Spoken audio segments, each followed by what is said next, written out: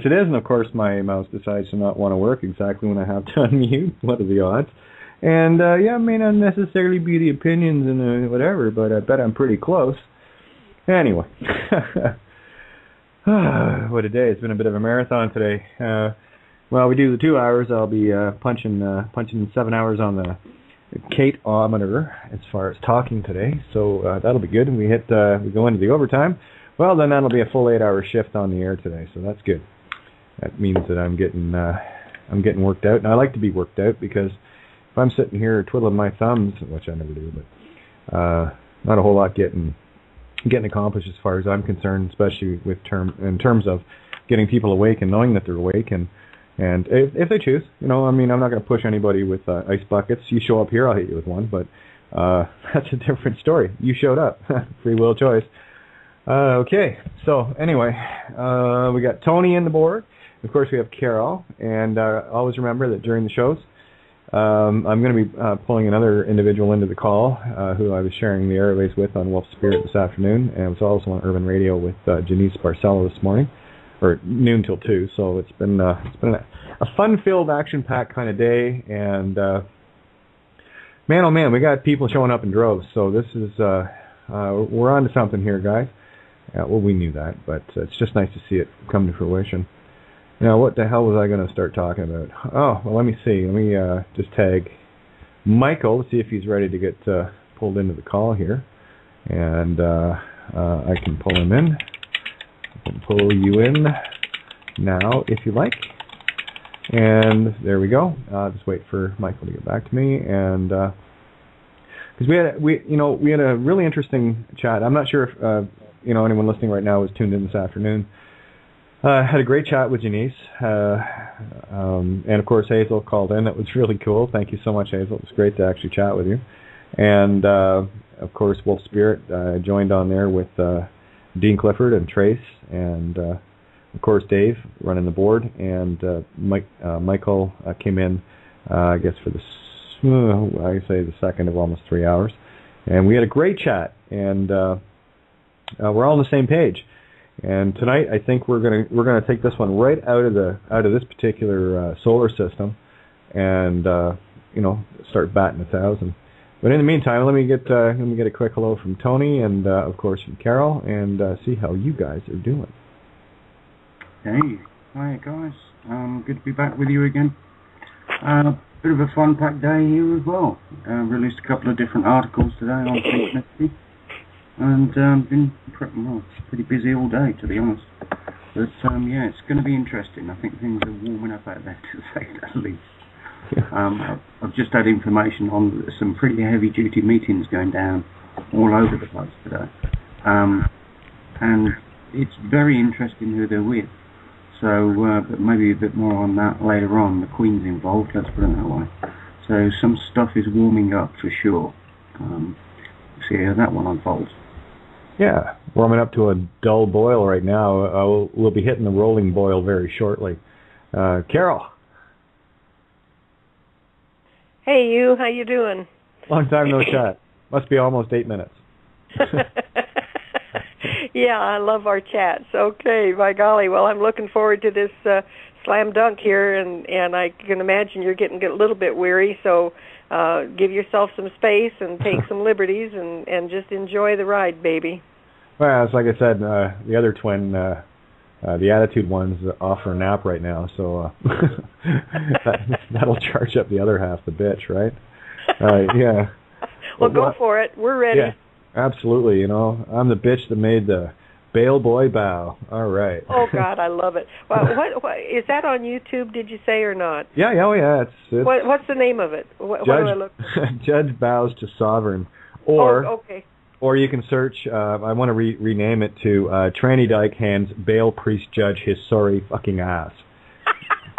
That's another one I want to go with. What was the first one? Bail. The real Judge bows to sovereign, huh? Yeah. So I just thought I'd get the fun one out there too, right? So. Oh, good. Well, I'll read this tonight or watch it after the call. Thank you. Yeah, Tony. Hi, Tony. Hi, Carol. Just chasing me mute around again. Okay, baby. And sorry, we already know what the time delay is. It's always a mute. Same here too, So it's if my mouse decides not to work, it's just there's me scrambling to get over to the little keypad thingy that I hate to use. And hey, well at least it's there. I can I can hit it. So, and big boots out to I guess some people are catching up on some of the shows there, and the one I guess called "Beware of the Deceivers" was the night we had all the shills show up, and of course. Trey showed up with her very well, finely tuned and very well sharpened chainsaw. And yeah, nice job. That was fun. That was a good night. Yeah, so I'm, oh, by the way, any shills in the call tonight, please make sure to hit 1 if you want to get on the air to make a fool of yourself, please. So on your keypad, okay, it's like a vertical line. It goes up and down, and it's usually the first one. If you hit that one will put your hand up in the room. And if you're on Skype, which I don't think there's anyone in here on Skype right now, but if you're on Skype, now pay attention. I know you haven't got much of an IQ here, so just I'll speak really slowly. You have to go to the little window and put your mouse up over it, and a little pop-up window comes up, and you'll see a plus sign. It's like a little cross thing, and you have to hit that, and then this really neat thing opens up, and it's got all the numbers. It looks like a telephone. And you have to hit 1, okay? So for all the shills, trolls, and everybody else that are getting paid $8 to $10 an hour from the Obama funding, just feel free. We'd love to have you on so that we can either educate you or have a good laugh. All right, so that takes care of that. Yeah, so much for shill energy, huh? Anyway, so I'm still waiting for Michael. I'm just going to drag him in. Because that's the kind of bitch I am. All right, here we go. All right, see if we can get Michael in there. And new contacts on Skype today. We got lots of new people in the Love and Stuff Skype room. If you want to get involved with us, there's in that room alone, I think there's probably over 300. And these are like dedicated people. Each one of them would account for 10,000. Not quite awake, so do the math. Look. Hey, there you are, Michael. How are you? Doing good. Yeah. So we had a really good chat this afternoon. So we're going all alien tonight. We're gonna start telling everybody who their god is. So just so they know, because I want people to really have a good idea. A lot of the longtime listeners of this show already know, but we like to bring this into the fore. And I know Tony's got some information. I'm really curious to hear what's been going on because Tony keeps his finger on a slightly different pulse than I. He's got his job, I've got mine. So Michael, I'd like you to meet Tony, co-host, and we have Carol, who is also a co-host, whether she'll admit it or not, to make sure that when we get zinged, if we get zinged, off the air kind of thing, we got someone that can fill in. So say hello, Tony and Carol, to Michael. Hey, Michael. Hey, Tony. Hey, Carol. Hey, Michael. Both of you. Nice to meet you. Yeah, real nice to meet you both of you. Well, we're going to have some fun tonight, and just to let I was kind of chatting with everyone to let them know about this afternoon, and we got into a lot of different topics, and we're on the same page as far as courts and what have you are concerned. And again, it was really amazing, especially when you were asking me, do I know Bill Donahue, and it's like as soon as all these people start connecting everything in together, you know who you're talking to immediately, because all the same people get to meet all the same people. And I do have to share this because Neo, as we all know, Neo just put out a video today about wordplay. So not too bad. It's only about 2 years behind. That's not bad. So I'm actually happy that the spelling is starting to get unfolded with people. So that's a good bit of news. So let me see. Where do we want to go? Well, let's talk about what Rome is all about. Okay, these are the guys and girls, whatever the case may be, that decided to put something together, like a really cool code book called the Bible and a few other things, Quran, Vedic balls and stuff like that. This goes back tens, hundreds of thousands of years. And they're very specifically written. If you know how to read them, they're quite handy to have. And you see what they've done, and it's masterful, it's beautiful. I've talked about this many times. What they've done is they've taken all the truth and turned it into little fairy tales called biblical stories. But they're all when you understand how to read it, and I would urge anyone, if you've never watched any of Bill Donohue's work, and Santo covers this as well, more specifically Bill, he stays very focused on this. Oh, someone's got some background speakers going. That would be you, Michael. So if you're not chatting, throw your mute on. Please. Yeah, just it. Yeah, no worries. Yeah, I usually say that to everybody too, so my bad. Anyway, if you really want to get a good handle on what the Bible is about and how to actually start reading it without me having to explain it, because Bill does it way better than I ever could, watch maybe a dozen or so of Bill's videos. Doesn't matter. Pick any one, and you'll get the gist real quick. Now, these guys masterfully hit all the truth in these stories. And, of course, what you'll find in all the religio-cosus chosenitis buildings called churches and synagogues and mosques, and I don't care. They all worship the same God. Don't forget courts. Oh, yeah, the courts. Church, court, same word, right?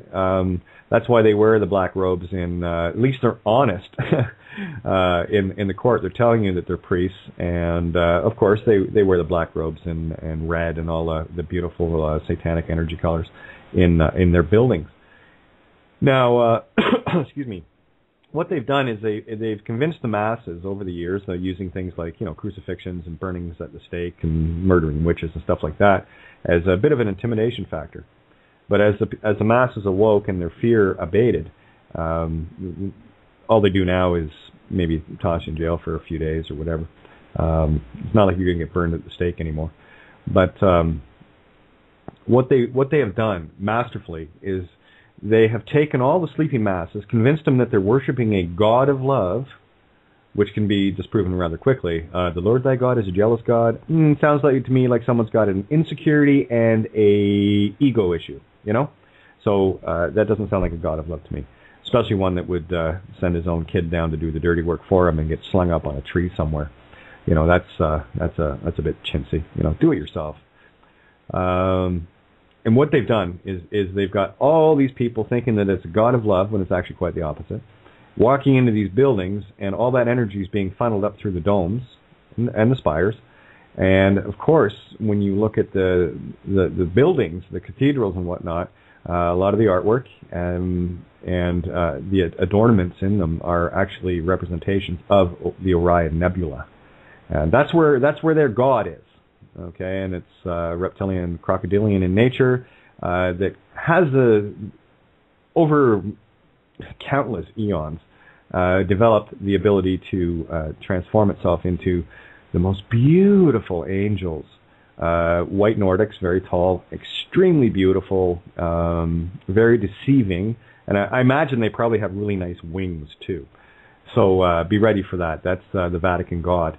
But what I've decided is, well, no. That's not how it's going to work anymore, because not on my watch.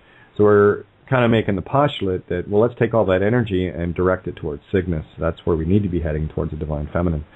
We got knocked off track there, not by much, a few degrees anyway. But there you go. What they've been doing. If you want to get the concept of how this energy is transformed. Trying to think, I think it was Mike Tessarian had done some research on large gatherings of, I forget, someone mentioned it the other night about rock concerts and the energy that gets powered up there. When you think of a large evangelical congregation where everyone's fired up in this energy and they're all in tears and rolling the aisles and the arms in the air and they're all, oh, praise Jesus, too bad Santa wasn't here to say that, but that's a lot of energy, guys. That's a shit pile of love and intent energy, and it doesn't matter what kind of, whether it comes out of a battery, out of a socket in the wall, out of a generator. Power energy is power energy, and it can be used for whatever, for good and or evil. Look at Dave LaPointe's work, and this will give you the idea of what the domes are and how galaxies and universes are created. And see, here's the thing. When you look at something like the White House, you see the dome over top of it, but you're not seeing the one that's inverted over top of it, because it's not in our dimension of light. And this energy, and I'll get Tony to touch on this a little bit too. He's got a good way of explaining it. That energy is what they're funneling and directing it towards these entities. And those that are foolish enough to do that and not wake up to who they are, we're in the soul harvest time, boys and girls. And I don't know about you, but I got a funny feeling something's coming down the pipe right quick. So, Tony, if you could maybe talk a bit about the energy dispersants, that would be really cool. The energy dispersal, you mean the LaPointe's energy plasma fields? Yeah. The domes and the spires and whatnot. Right, well, basically, we've got... The elites have used for a long, long time symbols of... we've touched on this many times, but they've used symbols which represent sacred geometry, and they've used the laying out of road patterns on energy ley lines on the earth, and they've used things like obelisks to channel down energy when really pyramids do that at better frequencies. And there's all manner of different symbols and situations that have been built in to buildings all around us. Look at a church, for example. It's got a long, thin spire, so it collects low, dense, negative energy vibrations, whereas the pyramids would connect sort of like with water vibrations, which are of a higher nature. But what they've done is they've used the Masonic lodges and the Masons, stone carvers, and the Masonic architects, etc., to build in this elaborate, incredibly functional buildings all over the world to channel and actually manipulate energy forces that are coming down from the cosmos. In the same way that, let's call it a football match, they build a stadium on a ley line and get thousands of people to, one team support the Blues and the other one support the Reds, and everybody's jumping up and down and giving their energy into the centre of this football stadium, where all that energy is being collected and channeled into the Earth's consciousness field through energy. Well, what Dave LaPointe is identifying basically is that the domes themselves are, how can I put this? If you imagine one is a positive terminal and you flip and reverse the other one, so it looks like an egg timer upside down, so that you've got like a dome coming down and a dome going up. So as above, so below. And what he's actually doing is bringing these two domes together and electrically charging each field. And what it's generating is plasma or plasmic energy. And just any one of these subjects, there's a lot of information to understand. But really, what you do need to do is look at the Primer Fields movies. That's vital. When you see those pieces of information and those movies, you'll get it straight away. It'll be, oh my God, right. Now I understand. And absolutely, you cannot fail to understand it when you've investigated the Primer Fields. Okay? So, that's one example of how sacred geometry / architecture / masonry / buildings, mosques, domes, temples, and all sorts of other public and private buildings. If you look at banks, you'll find there's temples on them. All the first bankers were Templars. They invented the promissory note, which was a way whereby a knight could go into battle and not have to drag all his gold and silver along with him, so he didn't get it, so it wasn't nicked when he got killed. He could simply carry a promissory note with him, and therefore he'd present that to another Templar at the other end of anywhere in the world. He'd contact his brother Templars, and they would then cash in that note for XYZ money. So in that way, that was a way that he could protect his wealth while he was in battle fighting for the Templars. So of course this built up all around the promissory note and the banks. But I'm giving you a real zip file here, but the point is the Knights Templars knew the secrets of the temples, and those are and were the secrets of the pyramids, the secrets about the truth about Jesus Christ, the secrets about religion, the secrets about the Holy Grail, the Ark of the Covenant, the Spear of Destiny, and the list goes on and on and on. And these are all the secrets that were hidden within the Brotherhood to make sure that they didn't get out. Because if they did get out, then religion would not have been able to succeed in doing what it's done today. Because we wouldn't need nuclear plants, because we'd figure out we can download energy from the cosmos, because that's what the cosmos is. It's full of energy. But it's a bit like seeing the space as the antimatter and Earth being the matter. You can create a connection between the two and draw out of what you might call 0 point energy. And that's what the primer field is explaining. All you do, it's a bit like Wardenclyffe Tower. What Tesla was doing was creating a signal, or it's like a dog whistle. You beam out the right signal and the energy comes running because it's everywhere. When you walk outside your front door, you're in Earth's atmosphere. Earth's atmosphere is not 0 degrees, otherwise you just shatter like a glass as soon as you try to move. So we all have common sense to say, right, okay, I can understand now that the Earth's atmosphere holds energy, and it does. And they could not have built nuclear power stations or any other kind of power stations if we'd understood in the first place that, as Tesla was doing, you could download free energy from the atmosphere. In the same way they had to hide the Templar secrets in order to make sure that people bought into the lies of religion, or the, what's the word we use, Kate? Allegories. Metaphors, yeah. All of it. Yeah, and you will find, people will find the proof, not only just when you walk outside the front door, you'll find the proof in the works like the Last Supper, Leonardo da Vinci, where he paints onto the tapestry itself the secrets of the Templar. I mean, you look at that photograph, you can see the table is a big white T. The 7 disciples that are sitting with them are the 7 signs of the 12 signs of the zodiac. There's no food on the table. In other words, he's telling you, but he couldn't tell you, because they'd have killed him, because he'd have broke the law of the Templars, which is don't tell anybody who's not one of the Templars. In other words, at each degree rising through the event, you'll be given a bit more information, a bit more, and a bit more, and a bit more. And as you get up towards the top of the tree, you'll know what's going on without any shadow of a doubt. And I mean, it's all very, very complicated. It's coming out, and I can't wait till people finally get it. Energy's everywhere. We're energy. The sun, just energy everywhere. Matter is condensed energy. But anyway, that's really one of the big parts of the deception.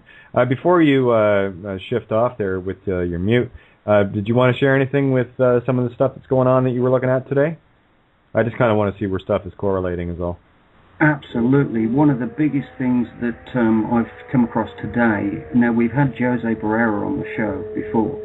Now Jose's been talking about how we've been tricked, big time. If you've missed that show, well, you should have caught it because it explains a lot. If people go to josebarrera.com, they'll find out a lot about the magic and the magical spells, / secrets, / vibrational trickery that's been used on the masses in a big way. So that will be an absolutely astounding awakening call for you when you realise, my God, it's right in front of my face and I never saw it. It's like if I said to you, what's money? And if I said the same thing to Jose, he would say, well, it's a talisman. Well, why is it a talisman? Because you believe it's worth something. Do you know what I'm saying? You empowered that symbology, you empowered that thing, piece of paper or a coin, you empower it because you believe it's worth something. So it's your belief that creates the value in something. Anyway, the point being, I came across another piece of information. It's posted up there on Facebook, and if you're in the chat room, there you go, there's my Facebook details. And what's actually happened is there's this particular pastor / he's an actual medical doctor. He's looked at some of Jose's work and he's corresponded it with the Hermetic principles and the Kabbalah, etc. And he's done a lot more research, in-depth research, on some of Jose's work. And what's come out of it is absolutely staggering. It really, really, really, I mean, even Jose says himself, it's brilliant, that's amazing, But what's actually come out of it is a complete, well, it's not complete, no, there's a whole lot more to it, but it's a massive expose on how we've all been manipulated. How everybody from the judge sitting up there on the bench to the queen with her crown has been manipulating the psyches of all of us right the way back, and I'm talking thousands and thousands and thousands of years. When Kate, Santos, Kevin Annette and I all went on the show with Johnny, and said this is the final fall of the Roman Empire. We were not kidding.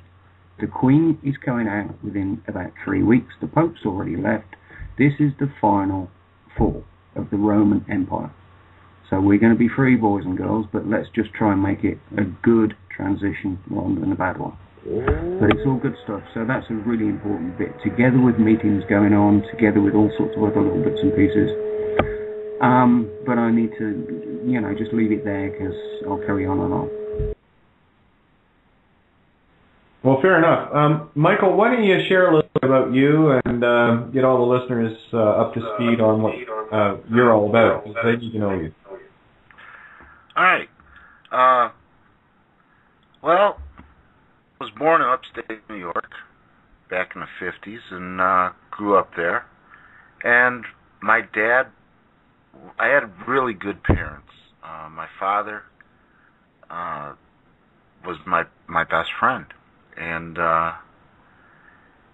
when I was a kid growing up, that's when John Birch Society and all that stuff coming around, and my dad was a member of that, and we'd have meetings at our house. And back in them days, we didn't have internet and everything, so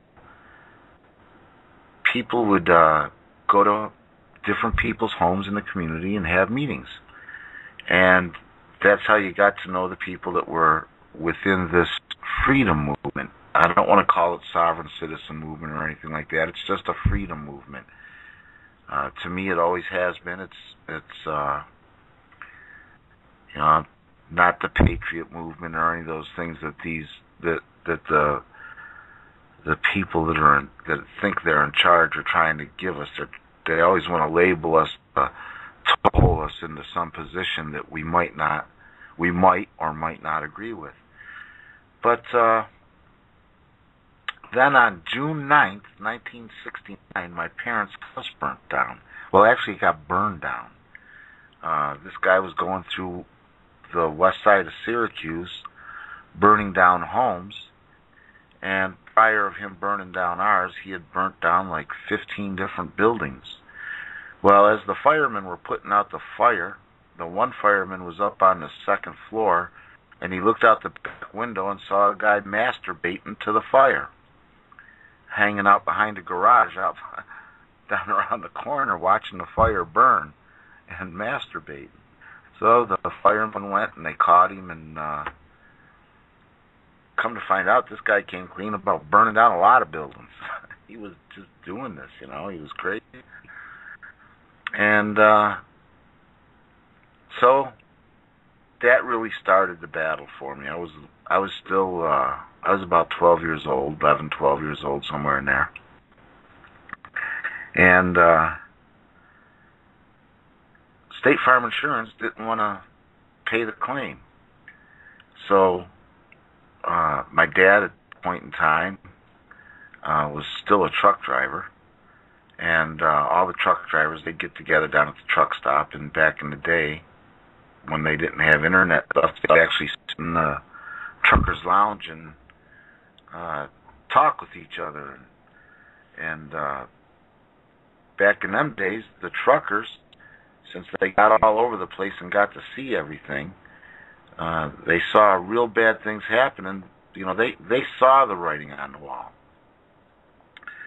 And then my dad had hurt his back, and he ended up having to give that up, and we opened some pizza shops. And in our one pizza shop, I grew up in a neighborhood on the west side of Syracuse that was primarily Irish, Scot, and Ukrainian, Polish people. And we had a lot of old-timers that were in concentration camps during World War II that got resettled here in America after the war. And being a kid, and listening to these old guys, at that point in my life, I thought, man, these guys are crazy, because they'd be saying things like, they won't see it, but I'll see it, a revolution in this country where the government will be trying to take away all of our liberties and our freedoms, and that these old fellas and older ladies saw the writing on the wall. because they had just lived through it in their younger lives in Germany and Russia and Poland and things like that. And I can't believe it, but the things that those old fellows used to tell me when I was a kid, and I'd look at them like they were nuts, I've seen so many of them come to pass. So everybody else was out playing, and I was working in the family business, in the restaurant business, in the pizza shops, and the lunch wagons, and everything like that we had. And so then my dad finally rebuilt the house, and then this was before oil-based paint, or before latex paint, and paint was all oil-based paint. And we were just finishing rebuilding the house, and he went down to a little store called Cook's Department Store, and he bought a drop cord light. And come to find out, the wiring in the light was defective, and when you turned it on, it would spark. And he was finishing up the back hall, and it was St. Patrick's Day, and he bought that drop cord light so he could see what he was doing. Plugged it in, turned it on, and because there was oil-based fumes from the paint, it blew up the back hall and burnt down the house again. So the one smart thing that he did do, though, was he went right back down, because the drop cord got burnt up in the fire, but he went back down to Cook's and he bought all of those same drop cords, the whole box of them, those drop cord lights, and every single one of them was defective. And then it started a long court battle with State Farm Insurance, and in 1978, he went to Onondaga Community College to take a insurance broker class, and him and I both signed up for the class, but I never got registered. They never registered me. So it didn't count for anything for me, but it was an insurance broker class, and at this point I was out of high school and everything.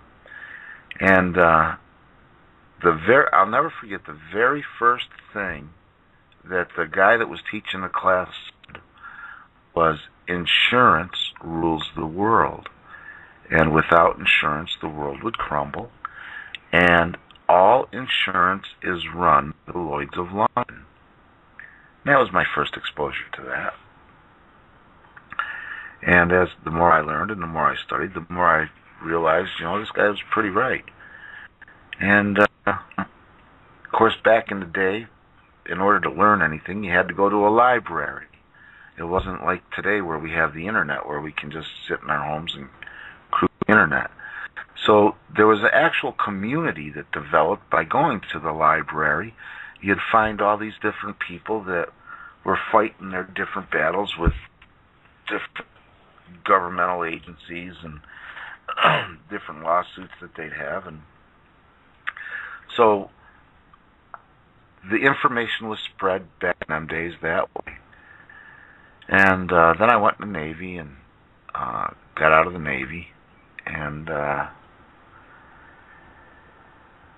came home and was really, I didn't like what I saw happening in the country, so I got involved in the Populist Party. This is back in like 1986. And I became the chairman of the county that I lived in for the Populist Party, and then did a short stint as the chairman of the state of New York for the Populist Party. But when I found out that it was just as corrupt as the other political parties, I dropped out of that and was just disgusted with the whole political system, because at that point I realized that the whole system was pretty much run by attorneys. And then I realized back in them days that the attorneys had actually overthrown our government from within. And they did it all through their stealthy means and didn't let us, they were pretty slick the way they did it. And if you take the time to study the history of our country, you can see just how they did it. And I don't have enough time to go into all that because it. We've already covered all that, Michael. So you're talking to probably the most educated, most well-informed, and full of wisdom listening family that you will ever speak to. I promise you that. That's really good. Well, I've been doing so. Anyways, as time went on, I got some different traffic tickets and stuff, and I would stand up. I wasn't gonna. I knew that everything they were doing was a lie, that there wasn't any truth coming out of any of them, and so I fought my court battles and went to jail, but kept fighting, wouldn't give in. Ended up winning, but in the course of that time that I did all that fighting, I lost everything else.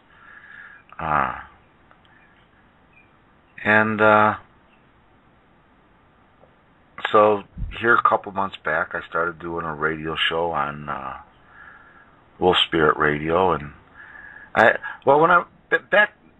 me go back a little bit. Back in the 80s, as I was learning these things, I mean, I was still young enough where I had a lot of energy, and I was just going around and trying to explain this to anybody that would listen. But I realized soon that people just didn't want to hear it. They just wanted to go to work and go home, drink their beer and watch their TV and be left alone. But once they got in trouble, that's whenever they'd want to learn. And well, then, of course, as we all know, it's kind of hard to learn this stuff whenever the wolf's at the door and you're under all them pressures, all those pressures that come with it. So over the course of the years, I got kind of jaded and just didn't want to talk to anybody about it at all anymore. I mean, after my dad passed away back in 2001, I just lost the zeal to continue fighting them. I just was like, people aren't listening. They don't care. They actually don't see it. And what really amazed me was the ones that did see it would turn a blind eye. Not all of them, but a good number of them, because of fear. Yeah, we went through a lot of those. I refer to them as the gimme gimmies. That's the wheat and the chaff that we're dealing with, And I totally get the concept. I lost my dad in 2011, but the gift that he gave me was the need to get his ashes back home. And that's when I had to go and get the passport, and that's where everything was unveiled for me as far as the name is concerned. That any use of it was fraud. That's right out of the British consulate. You don't get much higher than that in terms of the crown. When they come out and basically tell you, so I told him, I said, I don't want to use a name that's not mine. If I do, I'm committing fraud. We're getting a bit of feedback there, Michael. Sorry. That's okay. It's okay. You said you just started radio 3 months or so ago. We're old hat, so don't worry about it. It's all good. So I totally understand that, and I look at it more from the perspective of, with both of my parents leaving when they did, and the gifts that they left me, never mind the fact that I have a vessel to walk around in, are priceless. And this is why I'm sharing this, because I don't mourn death. I only celebrate life. And it would be a terrible waste if people see. Prime example. If you want to see people mourning death, go to a funeral home, and they'll be looking at the body. Me, I'll be hanging out in the room looking around to see where the butterfly is. I'm not interested in the cocoon anymore. So. Yeah, one of the great things that my dad gave me through the course of my whole life that I was together with him was he always emphasized the fact that this is spiritual warfare. They are after your soul. They don't care about your body because they can grab that and control it anytime they want it. Their real goal is your soul. And bingo. Yep. That's why I call this a soul harvest. Yep. And so my dad was a real big advocate for looking at the spiritual side of your life. And for a while there, he was taking us to, when I was young, he was taking us from church to church to church because he just didn't agree with what they were saying, and he would call them out. I mean, right in the, you'd be sitting there in church, and the preacher would be talking, and my dad would just be looking for the one thing that he was going to say that would, okay, you're a liar next, and he would call them right out during the service. And, the first couple of times it was kind of embarrassed to get thrown out of church, but I got to the point where I started looking forward to it because I realized... It's fun. I realized that, man, he's catching these guys pretty good, and he's telling them the truth. And I remember the very first time when I was young that I meditated and was able to connect with the real substance of what we should be trying to, well, I shouldn't say we, I was supposed to be doing. And I was meditating with this kid named Andy Cook. And he taught me how to meditate. And the very first time I followed everything that he said, and boom, it happened. And it was like it was represented in the Bible where Jesus said, it'll happen in the twinkle of an eye. And it was just miraculous. And then over the course of the years, I got involved in other things, and I've been a sun dancer and following the native traditional ways. But at this point now in my life, I just sit and I meditate and do things in a different way because, we don't have to go outside of ourselves to communicate with whatever you want to call it, God, whatever name you want to give it. And guys like Santos Bonacci and Bill Donahue and William Blake and Neville Goddard, they all gave us the clues if you just took the time to study and understand them.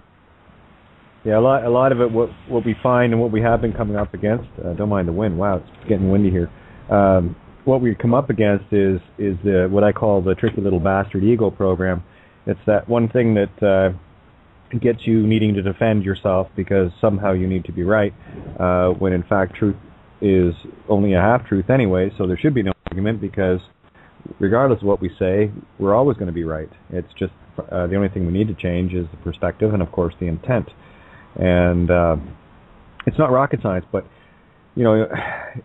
if you find yourself, and we were talking about this earlier as well, when you find yourself needing to defend a position, the first question I ask people to ask themselves is, why is it so important?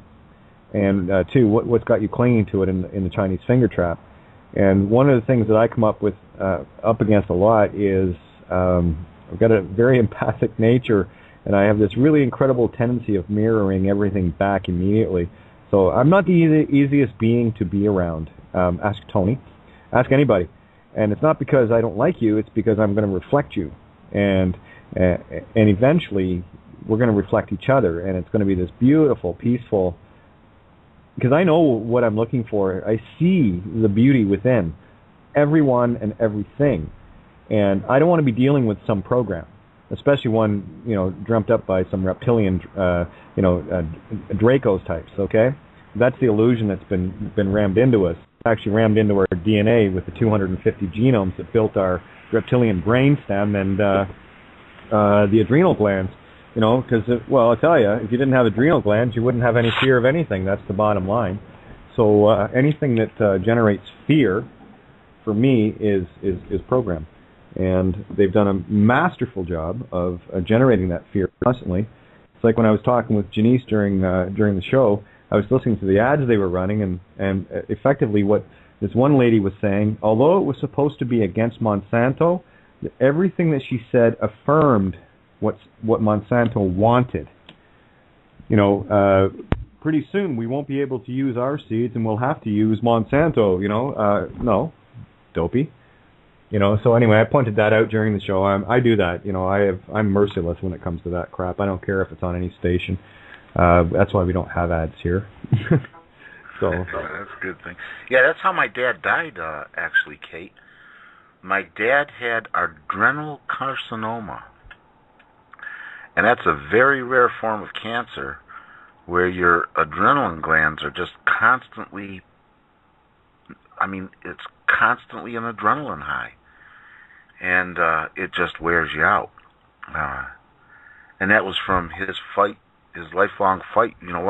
Once this thing started happening with the house, down in New Jersey was where State Farm's head offices were, and I remember the president of the company, State Farm, down there in New Jersey said, man, every time he heard the name McCracken, it gave him nightmares. Because my dad just wasn't going to quit. My dad just was not going to stop. My dad was not going to fall for their lies. And so,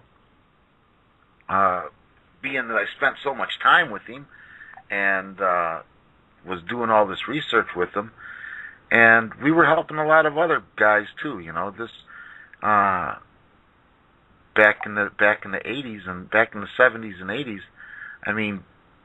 People were really, at least there was still a bunch of those guys from that time that fought in World War II in Korea that would stand up.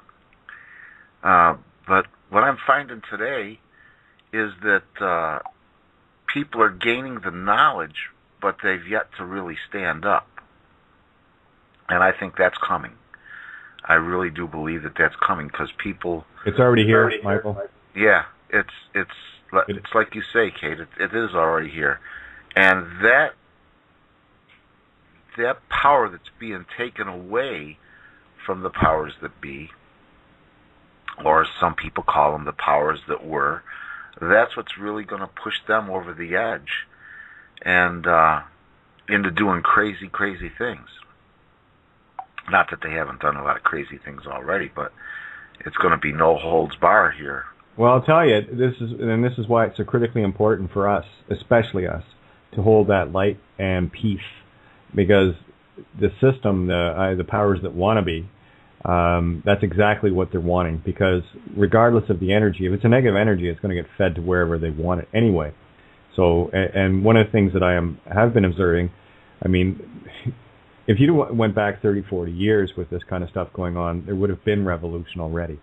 In a violent sense, and people they're holding the line, and that's all we need to do. And what we're finding now with all the fear porn, as I call it, that's getting ramped up, I'm laughing at it because it's quite funny.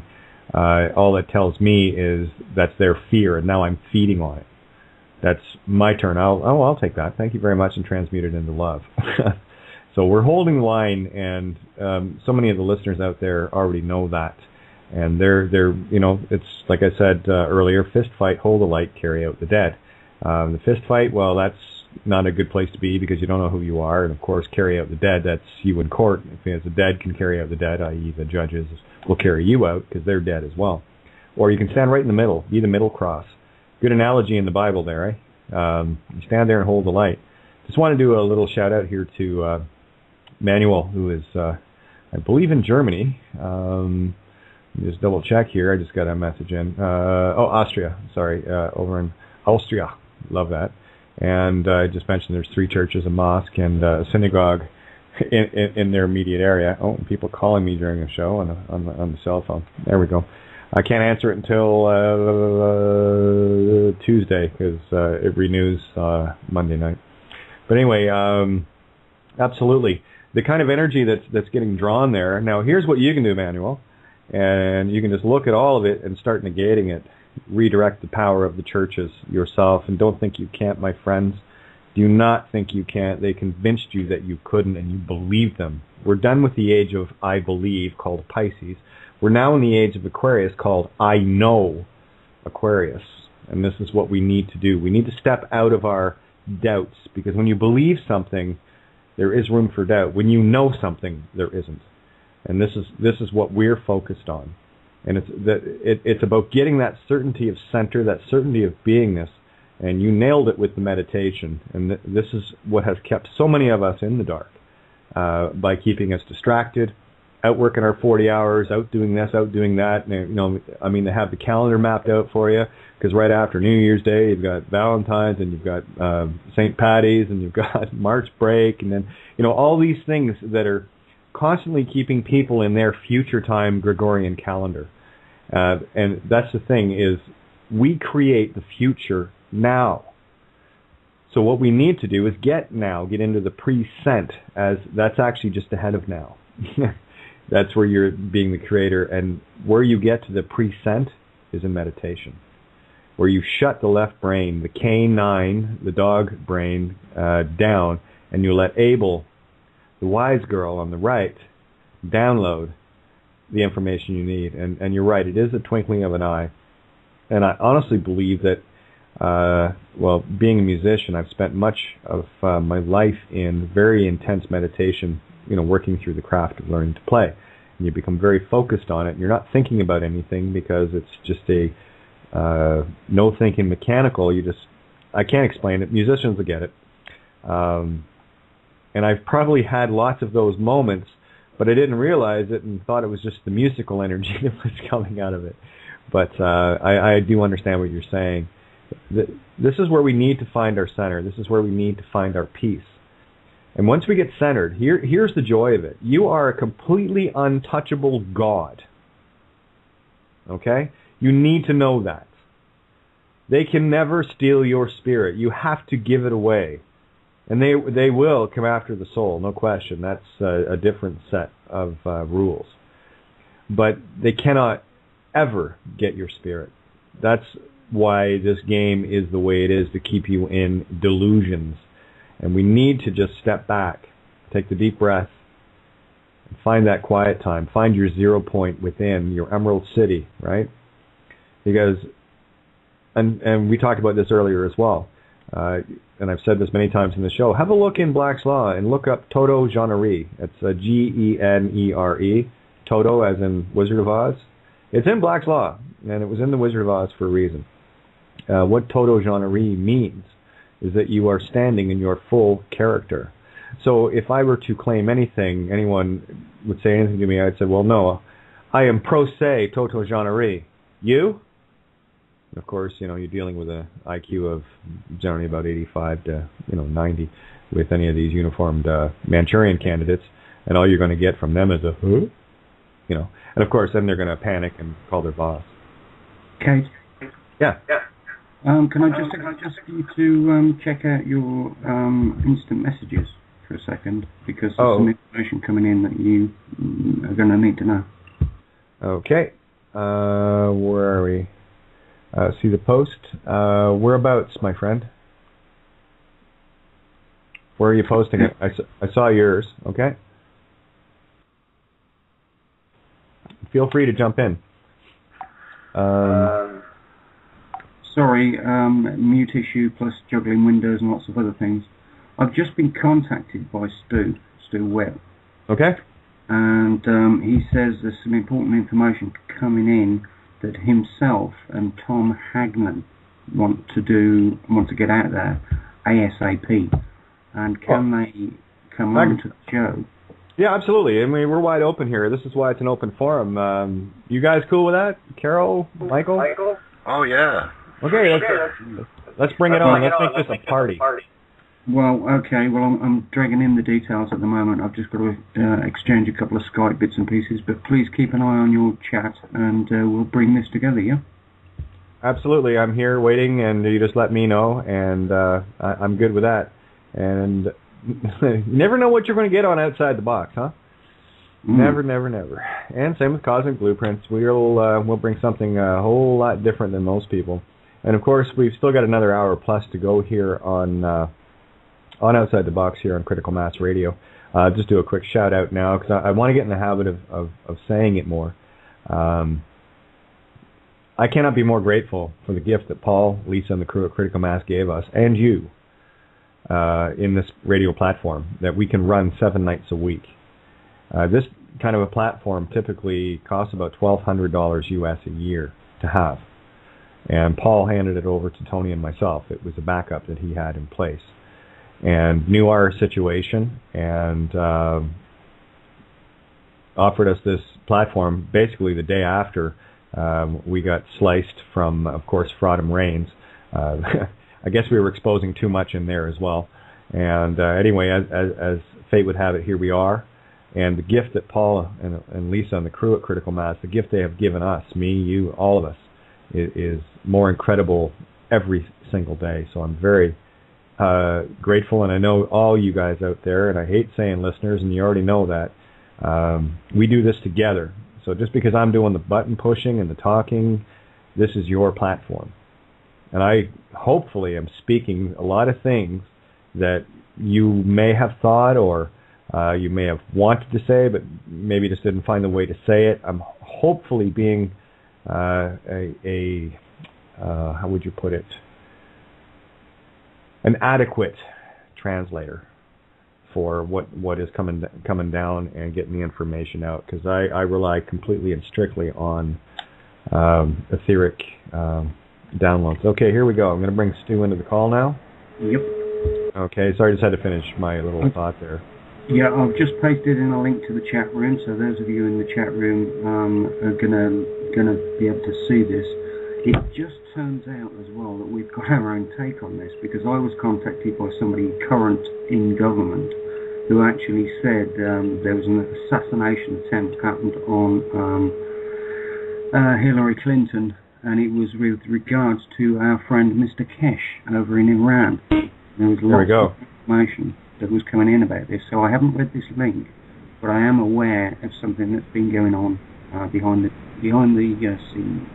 All right, well, we have Stu Webb on the line now. How are you doing, Stu? I'm good, and I thank you for giving me a few minutes here. I don't want to spend a whole hour with you. I just want to spend about 15 minutes. As long as you need, my friend. I told you it was an open door, huh? Yeah, it is. Now, we have tomorrow we have more hearings on this Benghazi Gate. And I think it's important for people to go to my website, get this link, and spread it all across this nation.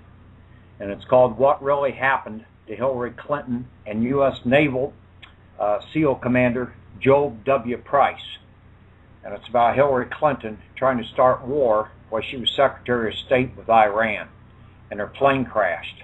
You might want to take a look at the whole post and get that out and read it. It's very accurate. I got it today from a guy in U.S. intelligence that said this is 100% accurate. It's the reason we're pushing it right now. It needs to go out all across this planet, especially with these hearings. So I'd ask anybody that may be listening in, if you see certain congressmen and senators that are drawing them in the hearings, pick up the ball and start calling them up, sending them this link, emails, so on and so forth. Those are on the committee members and on those hearings, and get this out to the media across this country. That it's a story. It's that important.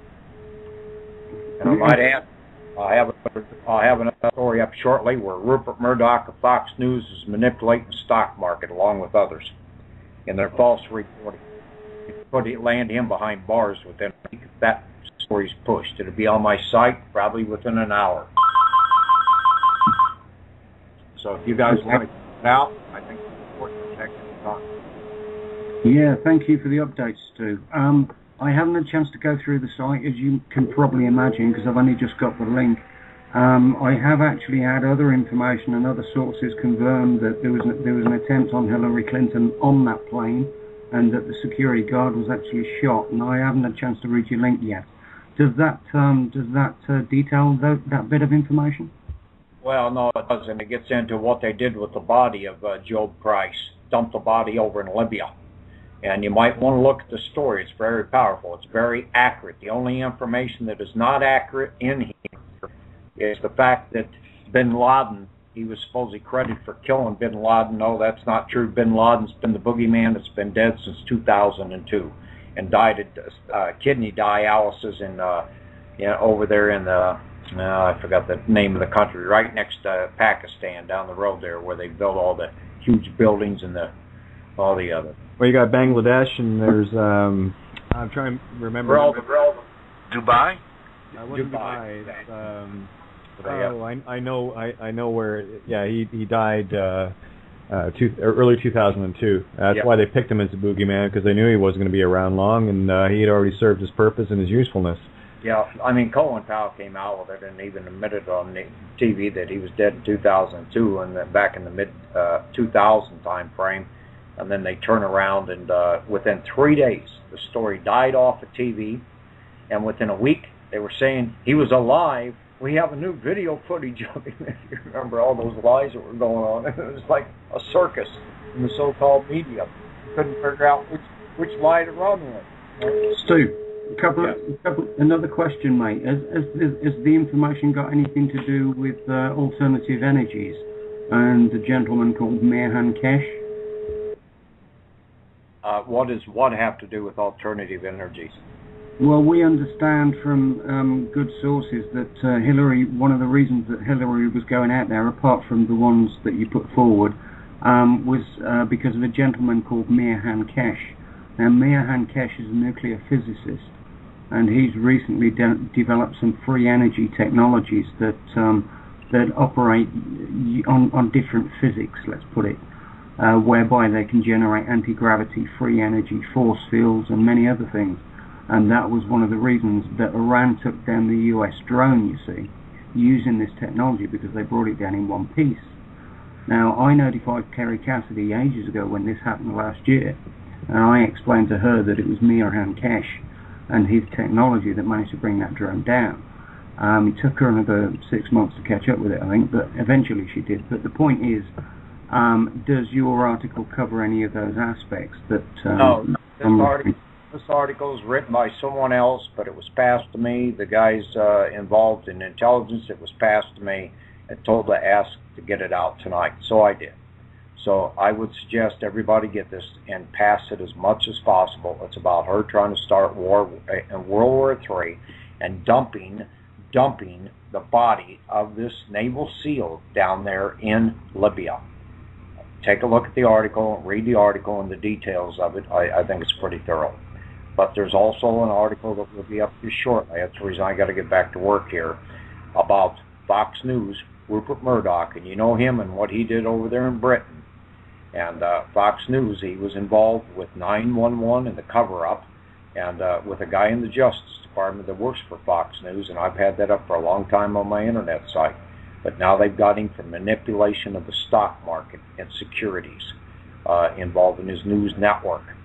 So this is going to be pretty big, like Murdoch, before it's over with here in the United States. And hopefully it will, because all he is Mega Mossad.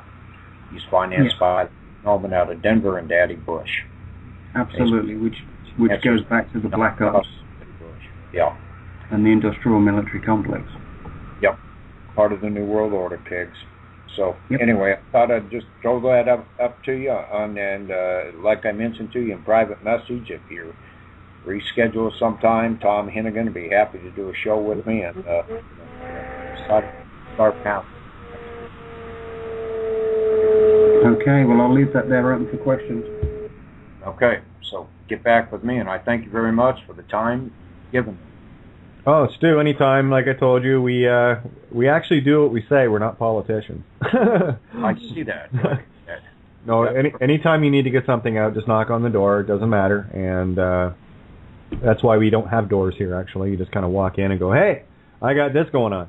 And we're happy to hear it, because that's what we need, everything happening in real time. So if anything else you want to add? No, that's about it. So do what you can about spreading the word. I have people just get this link and pass it around to every place, all the social media. Stir it up as much as possible. Try to drive it into the Congress and senators' heads that are on this committee and others up there on the Hill, because this can bring Hillary Clinton down and put her in jail for what she did. Oh, her and a few others. And this is what we're talking about. It's about getting the exposure out there. So that's right. You know, we don't have to do anything but expose them. Anyway, Stu, thank you so much. You got to get back to work. If you need to jump back in, once you hang up here, if you anything else while we're still going, you can. I thank you too for the time to give an update real quick. Oh, our pleasure, my friend. Thank you so much. Holler back at me sometime here. You know how to do it. And let's schedule something with Tom Hennigan in the next couple of weeks, because we've got a lot of stuff we want to unload about. Excellent. Well, count on us. Just give us a holler, and we're there wherever you need us. You know that. Okay. Thank you. All right. Take care, you guys. All right. Well, there you go. You know, Now, my interpretation is very simple.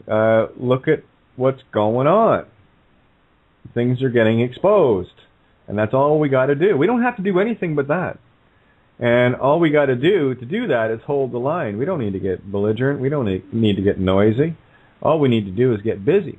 And, you know, when information comes in, especially of this caliber, what this does more than anything else, as a tool, is wake up the very, very sleepy ones, where they're going to start scratching their head going, well, if that happened, I wonder if 9/11 was an inside job, you know?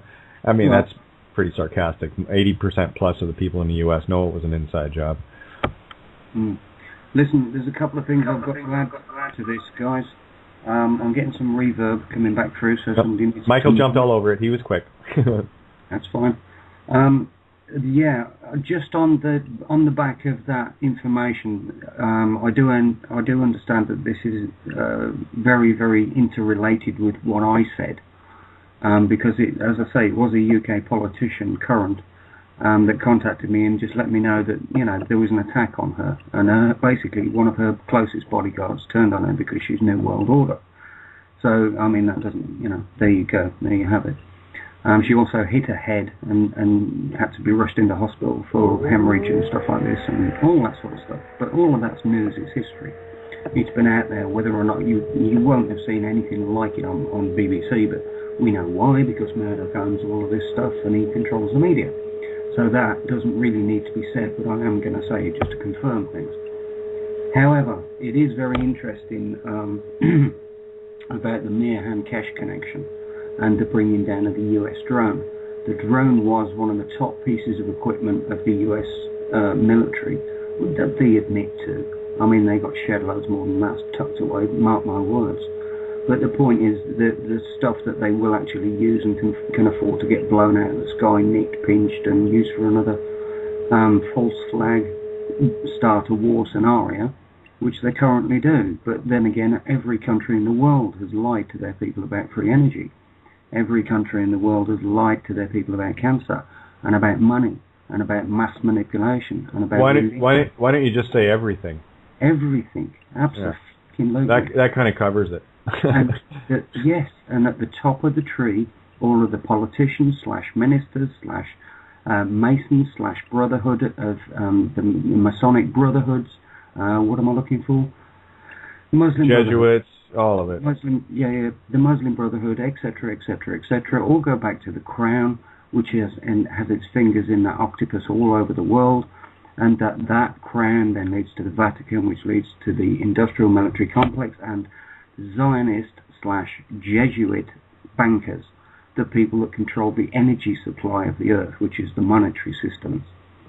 So again, don't just get caught by one little piece of the puzzle and pretend the rest of the puzzle doesn't exist. Okay, well, I want to kind of take it, now that we've got a lot of the phi psychol stuff out for people so they can see that it is just an illusion, just a game, I want to take it to the next level. And because you had mentioned that word again, money, and I really need people to get this. And it's an idea that is strictly backed by confidence in the fact that it can be traded for something. But the truth of the matter is, and Michael, you and I talked about this in great length today, as far as, why don't you tell them that one little part of the Federal Reserve Act that you shared this afternoon? I think it was Section 11? No. If you read the original 1913 Federal Reserve Act, and you go to Section 16, okay, and it tells you what Federal Reserve notes are. And Federal Reserve, I don't have it right in front of me, but so I'm not being able to say it to you verbatim. However, Federal Reserve notes were reserved for interbank loans. So if one bank needed a loan, they could send the Federal Reserve notes over to that bank so that it could have the cash the notes that it needed. Now the other thing about that, so now we have the fact that it's for interbank loans, and also the only ones authorized to use a Federal Reserve note is a Federal Reserve agent. So by us using all of their notes, what we think is money, when people get their bank accounts seized and everything like that, and they're like, my money, my money. You don't have any money. There is no money. The Federal Reserve's notes came in, and they took us off. The final blow was, not the final blow, but the next blow was with Franklin Delano Roosevelt when he took us off the gold standard in 1933. And if you read that and you find the bankruptcy of America, you'll find that we've been in bankruptcy and operating in bankruptcy again, because it's not the first time that the country went bankrupt. So they had no way to pay off their debts. So now we have, so now we can never own anything because there's no way to pay for it. The only thing that can ever happen with our debt is for our debt to be either set off or discharged. And when you do a little bit further studying, you'll find that if you study the original 1935 Social Security Act, for every live birth in this nation, in your state, the state receives $1.8 million for every live birth that's recorded within the state. And then they receive $1 million a year after that. And that's right within the 1935 Social Security Act. Obligation. So, right. So everything is prepaid. So all these guys that were out there, Roger Elvick and all those guys back in the 90s that were doing all the UCC stuff, and knowing that everything is already prepaid, everything is paid off. What they've done, what has happened is that the United States has transferred their obligations onto us. And they did this without our consent and without our knowledge. They never fully disclosed exactly what they were going to do. However, they'll be able to claim plausible deniability for the simple reason that they can point to the Federal Register, they can point to the public laws, the statutes at large. And we've been operating under color of law ever since 1933. So, and I learned this firsthand when I tried to do a Title 42 lawsuit against some judges and stuff back in the 90s, and they come right out and told me, if we're under color of law, you can't do nothing to us, and everything got dismissed. And so I had to do some more studying and more learning.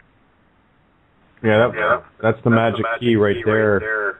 The color of law, there's nothing that we can do within their system. And that's the bottom line. And carrying on from 1933, the other one, what the Federal Reserve, or you might as well call it the IMF, that's you got to look behind the Fed Reserve for what it is. In the Bretton Woods Agreement in 1948, the ploy there was that's why World War II had to happen, because America had to come out as a superpower, because that's where the Fed Reserve was based. And as a net result, in 1948 with the Bretton Woods Agreement, all currencies on the planet were pegged to the United States dollar and could be redeemable in gold, nation to nation. And Nixon started getting a bit nervous. Starting in the late 60s, France started cashing in all their Federal Reserve notes and taking bullion. And August 15th, 1971, Nixon slammed that window shut because they didn't have any gold to give them. And that's a fact. Exactly.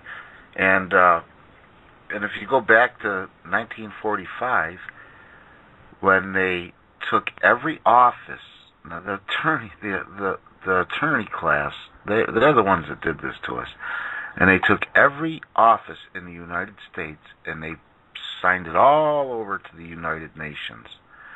So essentially, we've had one world government and a one world currency for a long time. Very long. It's just been masked.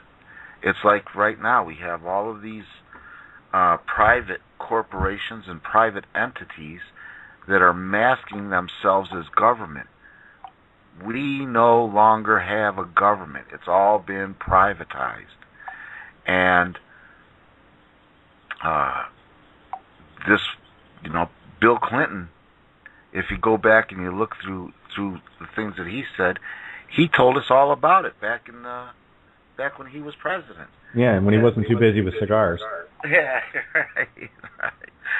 But see, none of this stuff is anything new. I mean, this has all happened before during different courses of time and in different countries. And it's always has been and always will be about the enslavement of the human beings on this planet, and more importantly, the enslavement of your soul. And they enslave your soul through all their false teachings and getting you to believe things that are not true at all. Well, I'd really like to touch on that one, because Tony had mentioned something earlier about Jose Barrera. And one of the things that clicked with me a while back, and it's just came better into focus and able to carry it over now, we learned to speak before we learned to write. One, we didn't create the sigils of the Western alphabet. Somebody else did. Two, we don't know the intent that was placed into each one of those symbols if we were to use it in words, and in what order and what spells were being cast within them. Okay? We make an ah sound. It looks like a little squiggly backwards 6, right, in lowercase, and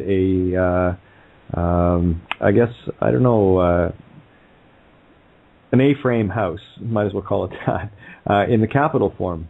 And whatever energy that was placed into those sigils before they were able to corral children into using their Kiro, spirit breath, life spirit breath, Kiro, to put life into their sigils. Because as soon as you learn to read and write, you are under the spell. Because you have put into a consensual agreement. This is why the agreement with me has been broken. You went into a consensual agreement with using your sound, which is the true power of this universe, as God, and correlating it with one of their sigils that has guaranteed an ulterior motive behind it.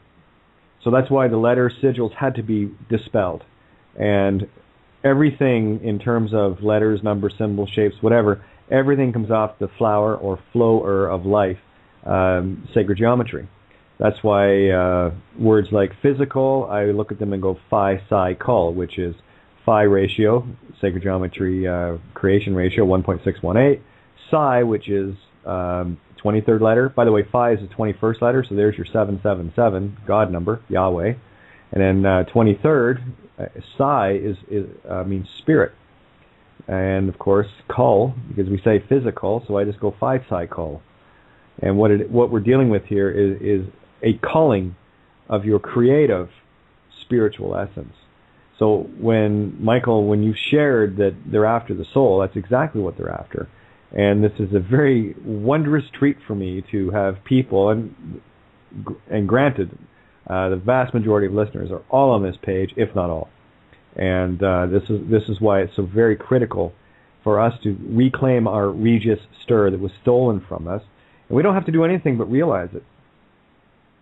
You're that powerful. You don't need anyone's permission. So if you know that there has been deception, of course there has, and by intent, you can tell by the system they've built around you, there was an intent to enslave you. Without question, I don't feel very free here, do you? Right. Then you break that spell. And this is about busting the spells. And it's not about going into courts and fighting. It's not about doing, protesting and all the rest of the crap. No, you got to get your mind right, because everything else that you're doing that's in the physical or the phi, psi, cul, you are getting literally drained of your life force. And the dark entities that are running this particular little paradigm, that's exactly what they want. That's why we need to be silent. That's why I'm talking within. We need to spend the time to power ourselves up. No one is coming here to save you. If anything, we got ourselves an alien race that's coming here to cull the population. All right? And they're going to be looking. My scenario that I see is I see the Vatican, these guys show up, and the Vatican's going to sell them as God coming here, and of course they'll probably name the Son of God, because this entity will say, well, no, Prince William is my true son. So now you have the new Christ on earth worship. And of course you're going to have a lot of people falling for it, and they're the ones that they'll probably want to, come on board our ships here, we'll take you to, Earth's in danger, and then they'll go off and get, they'll get exactly what their ignorance is going to give them. And what we're trying to do is stop that. So, nothing's going to shock me in this planet, in this game. This is Oz. But I see that for me as a plausible scenario, especially with the Vatican coming out with, that maybe there are aliens and life forms out there and what have you. Might explain the Lucifer. We talked about this too, the Lucifer telescope in Arizona, I believe, right? Right. Yeah. Monster. And most of the astronomy observation buildings are owned by the Vatican. And Lucifer, that's its name, is aimed directly at Orion. So is the main observatory down in the Antarctic that the Vatican has as well. And the Ariba. Yeah. And something pretty interesting that you're bringing out, Kate, is when I was a little boy, my dad had a book from 1858, and the only reason I can remember the year of the book is I was born in 1958, and I thought that it was pretty neat that the book was 100 years old when I was born. But in this book, and it was one of the pocket volumes, you know how the old books were written, and within this book, it gave the definitions and meanings of every letter and every piece of punctuation within the English alphabet. And now I don't know how old you are or if you remember, but when I was a little boy going to school and learned vowels, they taught us A, E, I, O, U, W, and sometimes Y. W was a vowel back when I was a kid going through school. Yeah, I look at H as being a vowel as well. A vowel. A vowel, that's right. And this book, I just thought it was fascinating because what you think a letter means is not even close. We're not even close. But I've been trying to find this book again because it was one of the things that got burned up. And it's an old volume, and I've been searching the Google books and stuff for it. And I haven't been able to find it yet, but... Do we have a name?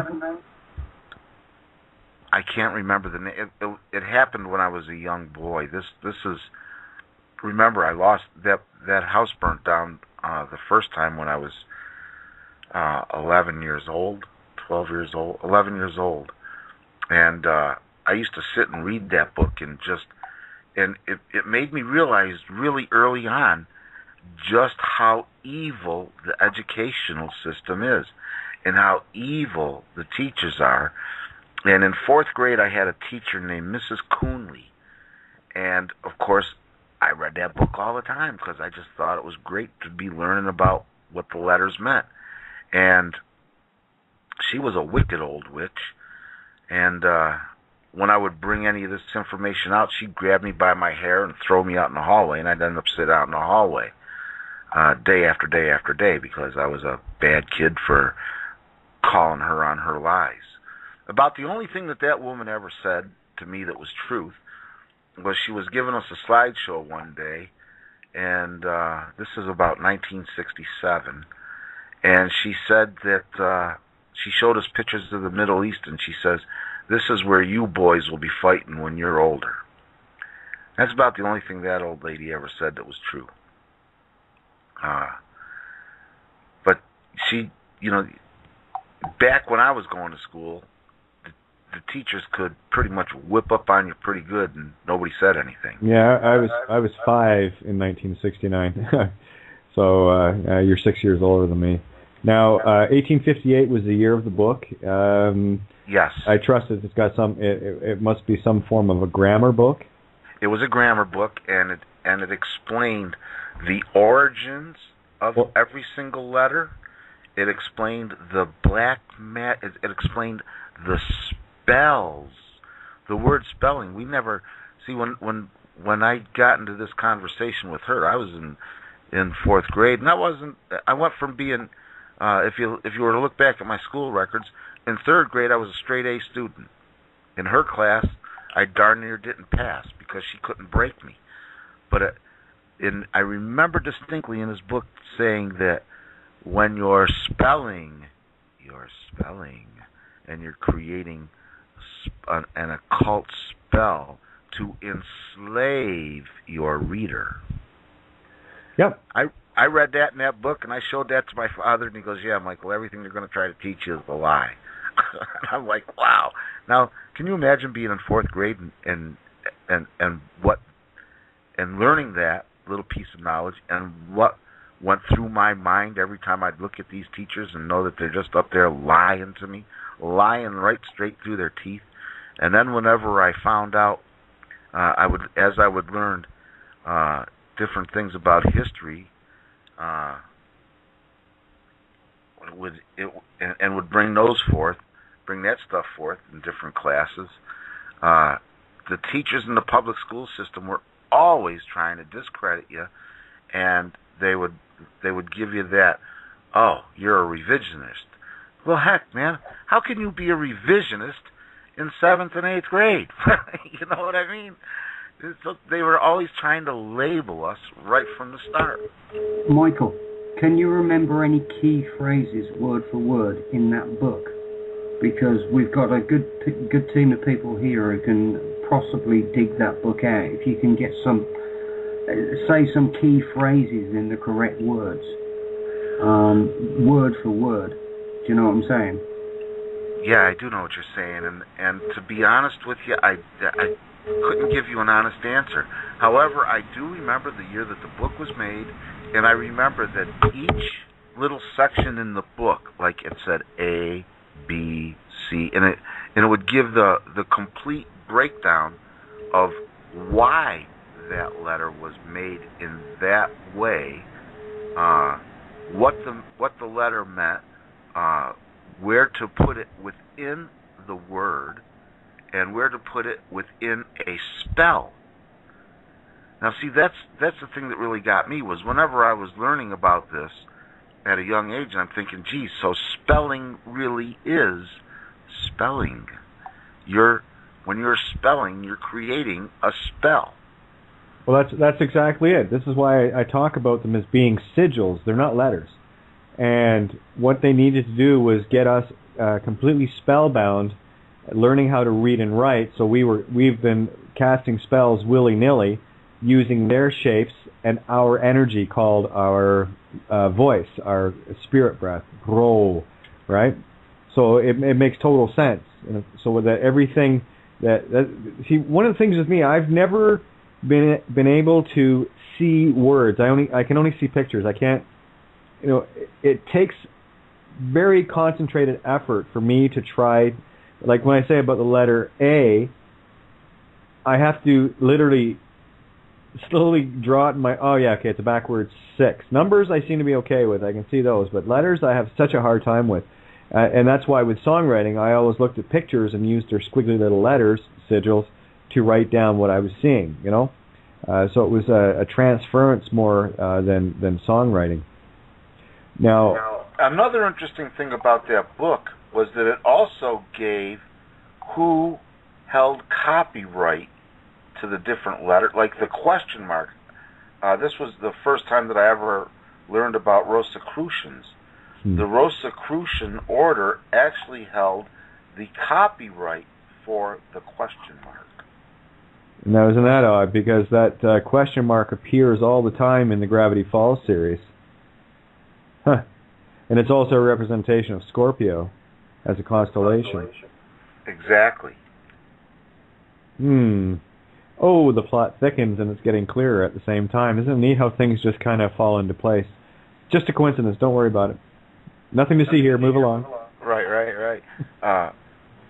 And it's just like, when you're sitting there reading it. I remember when I was reading it, and it gave a little bit about numbers, because it did include the numbers from 1 to 0.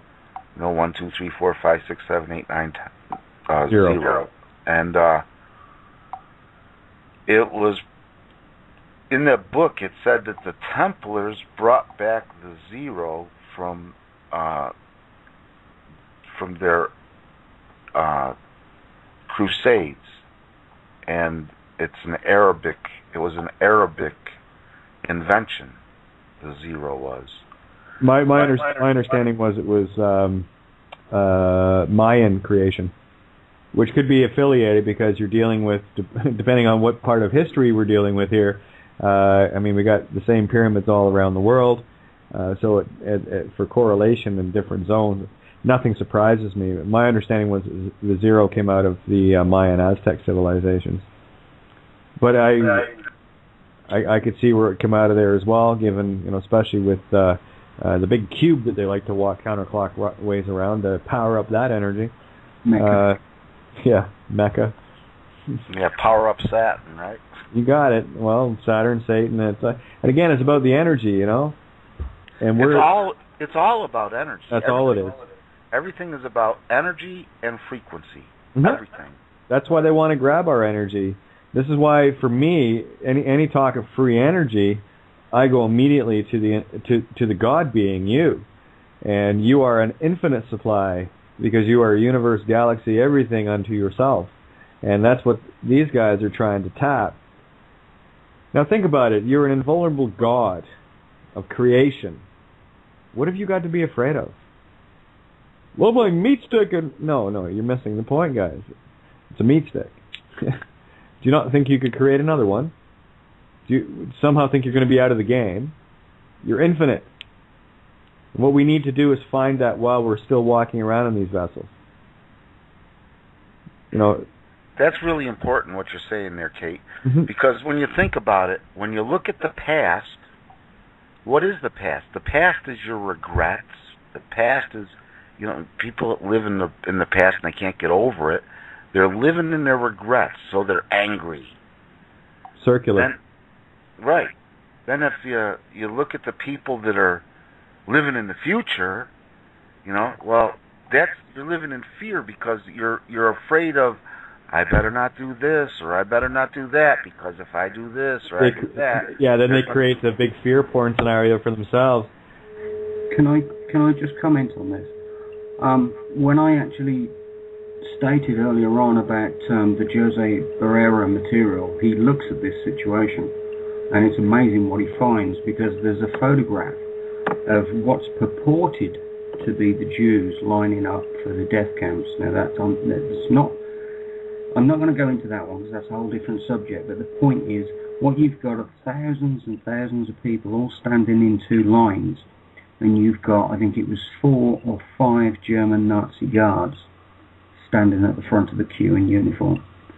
So what they're demonstrating there is the power of the spell. All of those so-called Jews that are lined up in those lines, all waiting to be told by those 4 or 5 German Nazi officers, are completely spellbound. If they say, right, you go to the left or you go to the right, they're going to do that. That's because they don't know who they are. They don't know the power they've got. They're completely and utterly, just completely powerless, because they need somebody to tell them which way they've got to move. And that's the power of the spells that have been used. Thousands upon thousands, controlled by 4 or 5 guards. And they're all forming, lines and stuff like this. It's just amazing. It's incredible stuff. People really need to look at this information. It's incredible. And see, and when you look at the word present, present, that if we live in the present, the present, that's our manifestations. Oh, you've heard my shows. I know you have. No, I haven't. No, that's what I call the Hansel and Gretel breadcrumb effect. The pre-sent pieces of information on your yellow brick road. Actually, where I got that from was from studying Neville Goddard. No, I know. I've never studied Neville Goddard. What I'm saying is, look at the correlations. Yeah, I know there's a lot of listeners out there. Michael, we have never talked before today. And I've done shows on pre-sent. Ask Tony. Ask the listeners. And just the way you said it, exactly in the same concept. You see what's happening, people, with the consciousness? We're all getting it. I didn't even know Neville Goddard had that concept. I haven't done a whole lot of reading. All of my stuff is basically self-discovery. Etymological. Waddles and Goddard and Blake, but they wrote these things in such a way where you would sit there for hours trying to figure it out, and then all of a sudden, whenever, and again, this is where meditation is so important.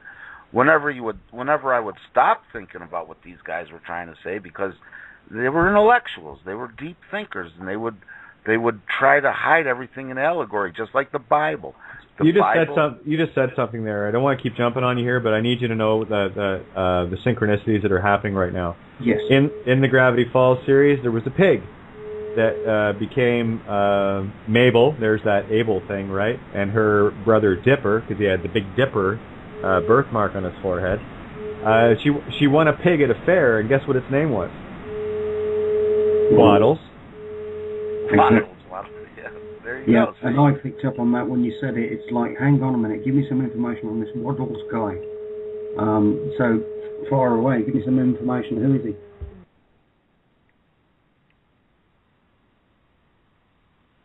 Go ahead, Mike. But if you go and stop thinking about it, this is my experience. I can't speak for anyone else but me. My experience has been that when I put it out of my mind, and then I sit and I start meditating, there's something that happens, and boom! My brain will start feeling like all this electricity is going off in it, and boom, the answer is there. And it amazes me every time. And in fact, the first time it happened, it scared the hell out of me. But that's just where. It's like an electric jolt, isn't it? Yeah. Yeah. It's like almost like somebody, and I mean this. I've had this happen many times. I'll be lying there, and brain is clear, and the next thing you know, it feels like somebody put a cattle prod to my head, and it's like this zap, bang, and oh yeah, I've had that many times. So that's and then all of a sudden, out of nowhere, the information comes to me, and I didn't understand it until I started studying Bill Donohue's stuff. And then it all made sense. The archangel, the arc that happens from the left side or from the right side of the brain to the left side of the brain. Whenever you're shut, you know what I'm saying? You understand? Is this making sense? Oh, completely, clearly, absolutely, 110%. Yeah. And when it happens so quick, and it feels so good, and I could actually feel a charge go through my whole body. Not just in my mind, but in my whole body.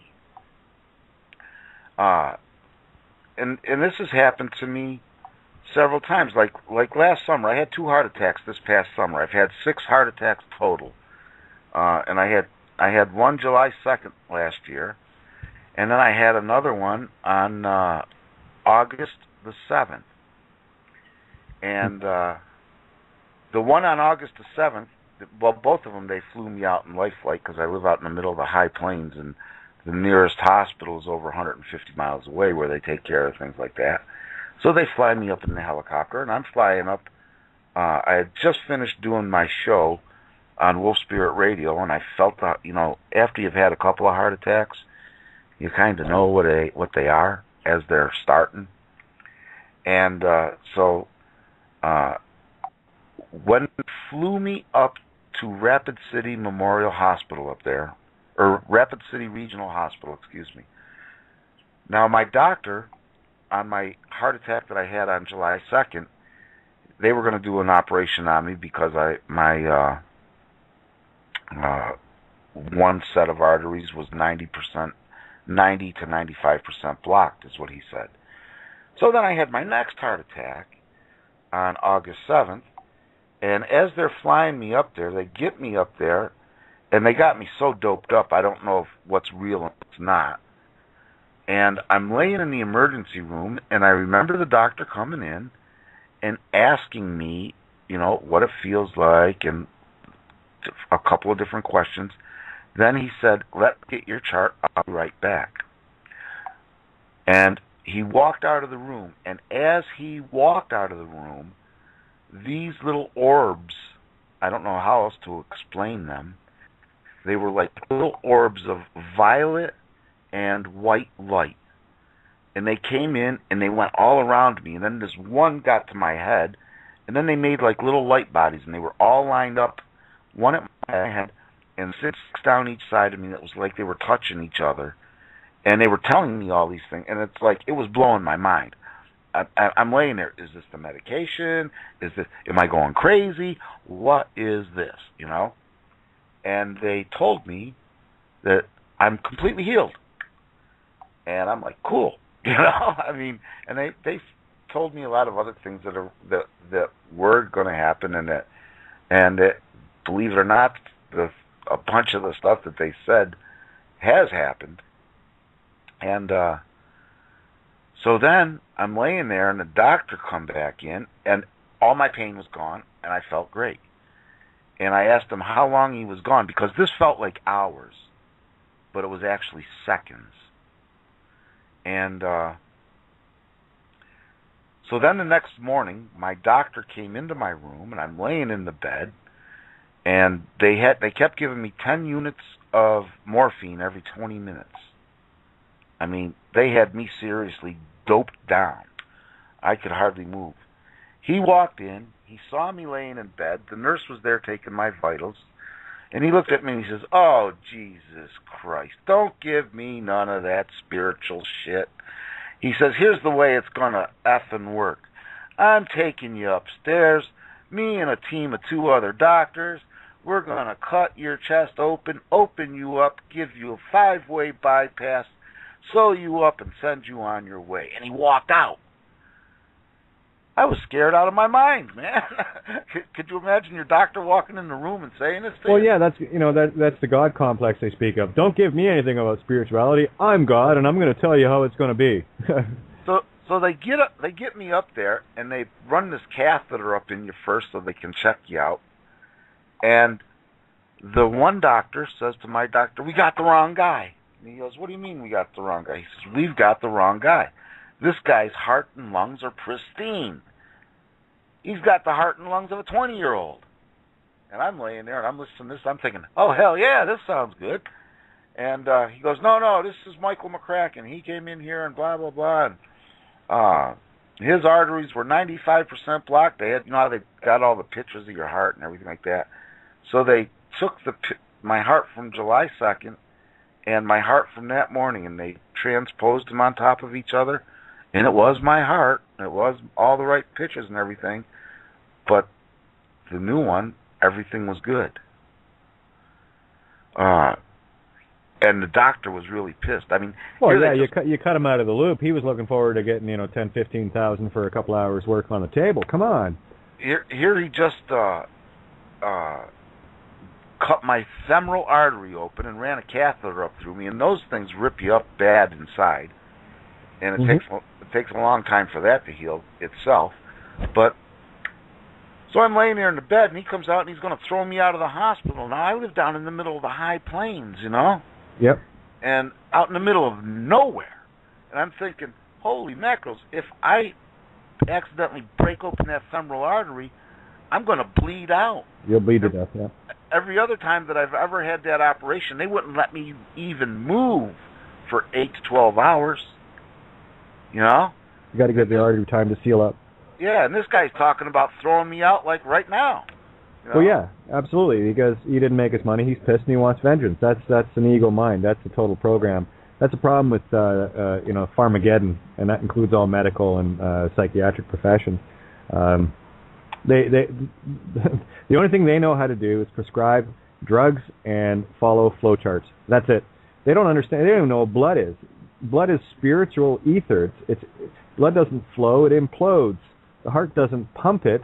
It actually regulates it with a vortex. That's your Anu, your Merkaba within.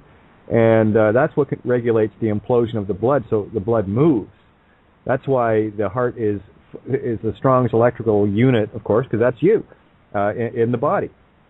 And they haven't got a clue as to what is really going on. They're still dealing with 1700s, 1800s thinking in the 21st century here. I just need to point out as well, with all these lesions and cuts and all these things that they're doing to the body by cutting people open and stitching them back together again. It's archaic. If they were just using oils on cuts, the lesions would heal up in flipping hours. If they knew what oils to use and stuff like this. It's amazing. It's just Can I jump in? Between the truth and the bullshit. Absolutely, Carol. I wonder why you haven't yet. Oh, well, I always learn so much, I need to keep my mouth shut. But, Michael, I had a very similar experience back in, I can't remember what year. Carol, because I know I want you to give detail on this, so just bear with me for a sec. We got just 11 minutes here. I just want to do a shout-out to anyone. If you want, we're going to roll past the hour. If you want to jump in, Skype in now or call in at 661-467-2401 if you want to stay on with the live show. And if not, no problem. You can grab the archive and catch it later. There you go, Carol. Carry on. Okay, dear one. I'll try to keep it short here, but I had my first issue with heart. I can't remember what year it was, but it was in the mid 2000s. Okay. I know exactly when it was. It was last of February, 1st of March in 2006, and so I got down to the hospital and they ran some tests on me and they kept me in the hospital I think 4 days. But they did an angiogram on me, and I was lucky because my doctor, the heart specialist they gave me, doesn't cut into the femoral artery. He punctures. And so there's no stitches or anything needed on that thing. It just I imagine they do something to it, but they didn't have to put stitches in it. It's a puncture instead of a cut. But anyway, he gets in there I was on the procedure table. I was awake, and they had a monitor there, as you well know, Michael. And the doctor got in there and he says, there's nothing there. She's clean. Well, I'd had a friend, one of my speakers, or the speaker that has the Wednesday night call. She's very spiritual. She's a shaman, and she also sees on the other side of the veil, and she works with the spirit doctors on the other side of the veil. And so I called her from the hospital bed before they did the angiogram when they first admitted me. And I said, hey, Cynthia, I says, I'm in the hospital. They say I have heart trouble. I says, would you want to check in and see what's going on? And she came back later and she says, Carol, you're going to be just fine. The spirit doctors have taken care of it. And so when they get in there with the angiogram, ain't nothing there, baby. And so they gave me this humongous long name, and I just was giggling inside myself. I didn't even want to know the spelling or anything. It was their excuse. They said, oh, you're like 1 in a million or a trillion or something. I can't remember. But, yeah, things happen, guys. Shit happens, and we're on the good side of that stuff. So yeah, I'll leave it at there. Thanks, dear. Yeah, we got to stop buying the lie, And this is what's happened is we have gotten so into habit of granting our power to others because somehow a little title or something that they're claiming to be somehow matters more than your own personal intuition. And, again, this is, use your best judgment. I'm in a state of mind that's a little bit different than most. But I was actually kind of hoping, Carol, if you could share a bit of what went on Thursday night. Oh, well, that's a different story, honey. Let's stay with this for a little bit. But what I was going to say is, yeah, you're right, relying on others in the third dimension. However, there are those in the fifth dimension or higher, that are on the other side of the veil, that when called in to help, they will help. And it is a spiritual war. Michael and Tony and you, Kate, you're absolutely correct. We are in a spiritual fight for the prize, and we're winning.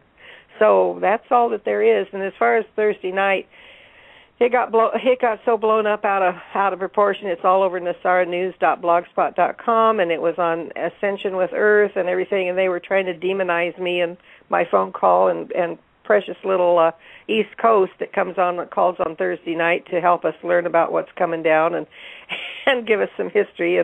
And Michael, you might want to get a hold of me. We can commiserate a little bit on stuff because the 13th Amendment with the damn attorneys, they have really worked us over, and thank God they're going to be gone soon. So anyway, I'll just leave it at that. But it's been a race this weekend trying to keep up with the horse manure on the internet. We've gone viral with it, and it's quite an experience. Good news, bad news, baby. It all gets out there, and that don't matter to me how any promo comes out. That's why I don't get uptight if people want to do positive or negative things, because they're talking about it, and that's all I care about. And the more people that come across things, and they'll make up their own minds. I mean, there's some that have no real wherewithal in terms of analytical skills because they're so indoctrinated. And it's not them. That's the program that's overriding them. When you get a bit more hermetic in the game, you start understanding that it is mind over matter. And I was talking to Janice this morning. Think of someone who's a fire walker. Why don't they, when they walk across these, 1,500-degree coals, that they don't end up with first, second, and third degree burns on their feet and all the way up their legs? Never mind, that kind of heat coming up is intense, and it will burn, vast swaths of the human body, and they're just walking across it. Why? Well, because what they've learned to do is the mind over matter, and they understand that everything is energy, and that's all there is to it. It takes a lot of conditioning, of course, and a lot of concentration and meditation and understanding who and what you really are. So, I mean, there are no miracles. Everything is a miracle. Everything around you is a miracle. Everyone takes this 3D reality for granted. I mean, it's a construct made up by these entities, and we find ourselves in this Chinese finger trap trying to get the hell back out. Yeah, I can't leave. You can check out hotel.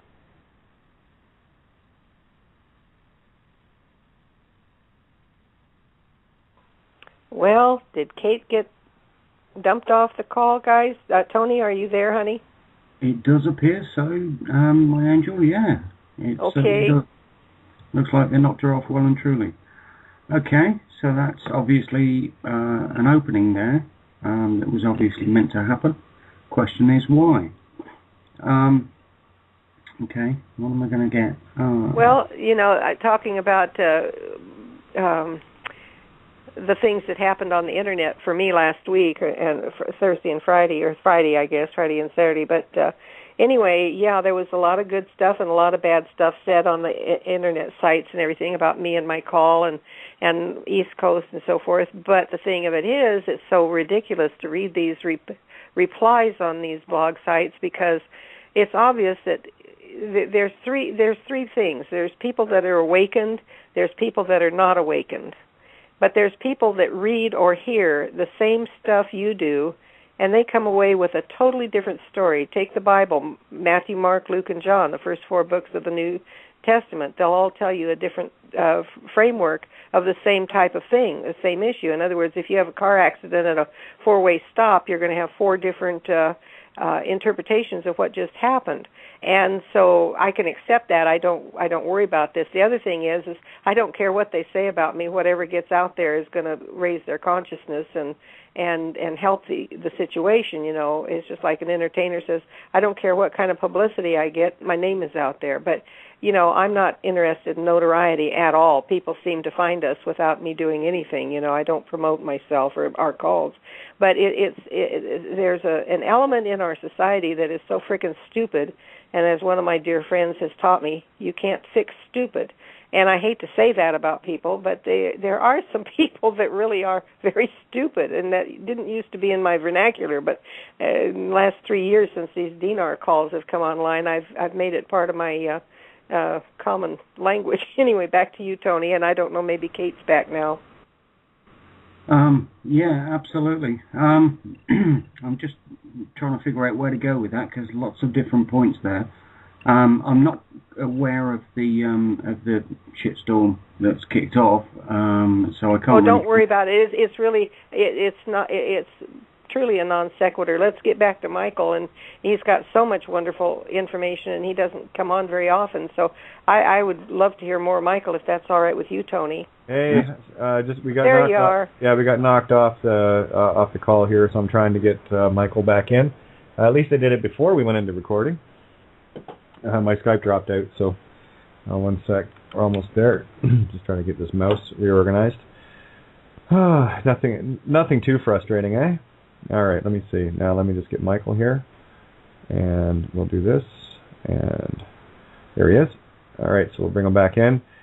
And thank you for carrying the line here. If we get bumped when we go into the recording, guys, the show drops out. So, Tilma, I'll just bring you in. Just give me a second here. Good timing. I'll bring Tilma into the show because they just asked me. There we are, Michael. All right.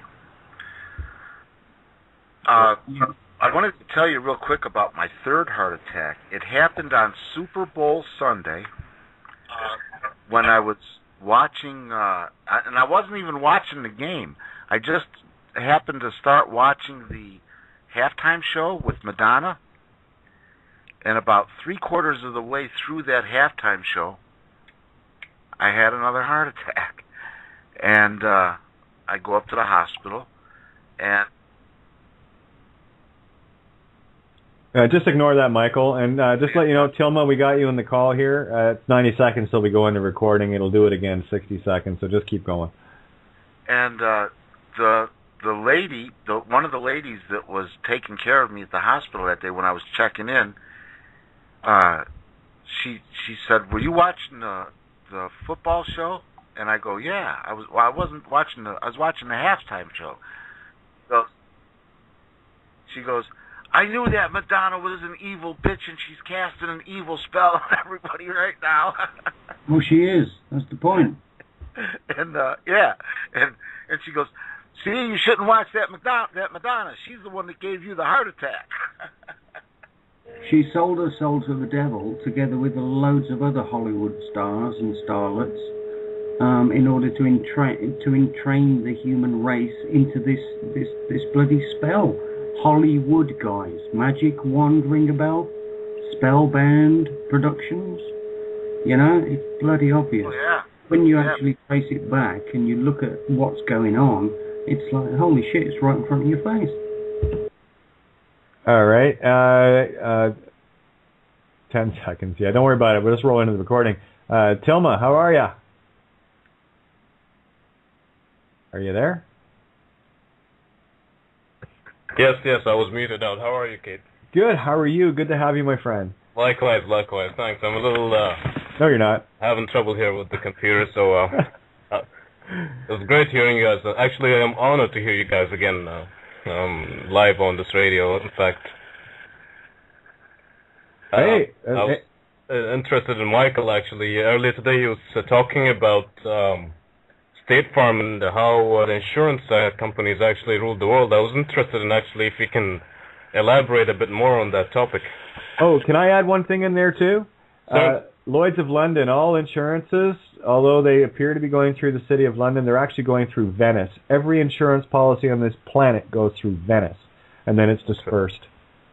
Very interesting. Yeah, because I looked up another a company called Clements.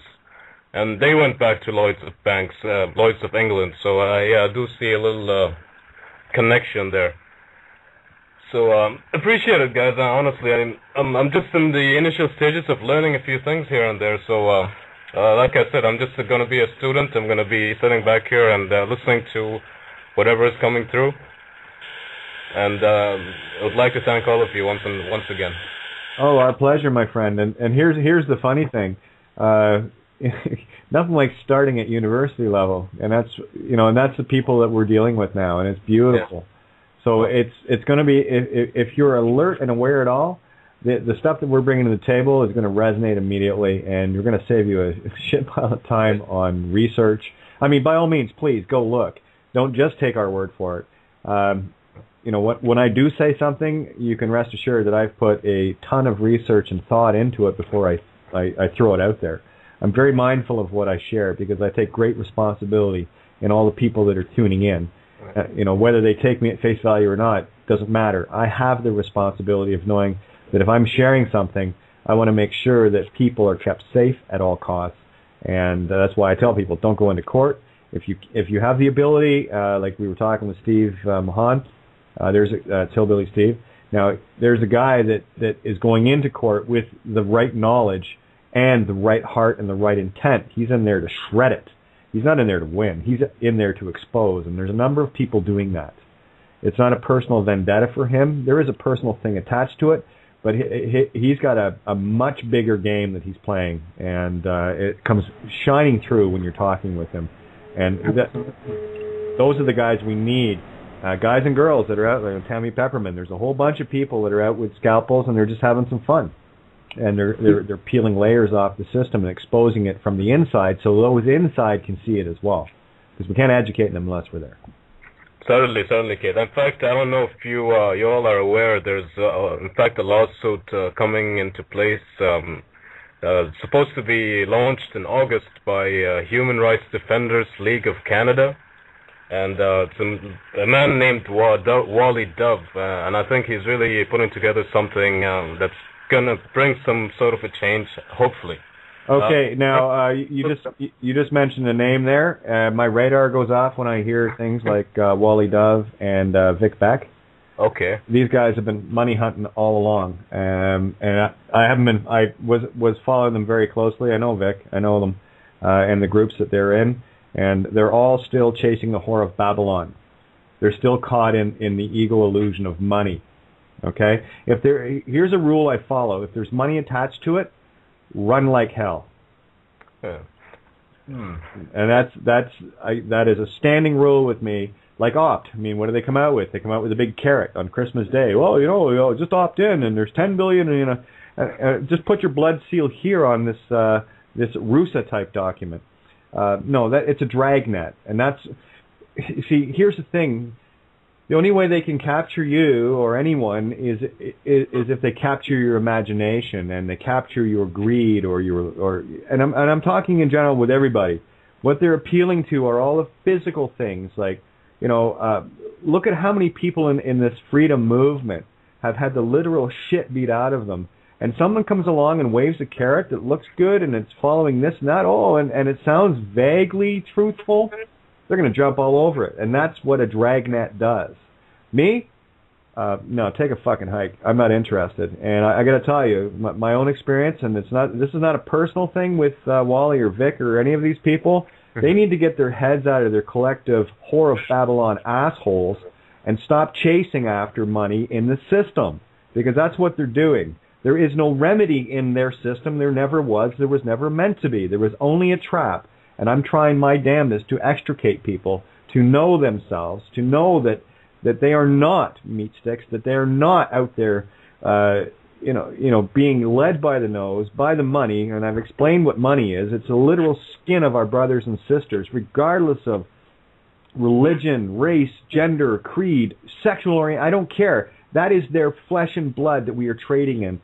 And as Michael pointed out earlier, when you're dealing with the Federal Reserve notes, it is impossible for us to not be in fraud using any paper currency because everything is pegged to it. So they've actually railroaded us, and anything we buy with their Federal Reserve notes, they own. This is all part of the Banker's Manifesto, and it's much more sinister than you could ever imagine. It is about the literal flesh, mind, body, and soul of our brothers and sisters. So be mindful. Anything I see like that, and it's not. I understand if you're a bit newer into the game. I've dealt with these people, and I got to tell you, they're some of the first ones that ran from me.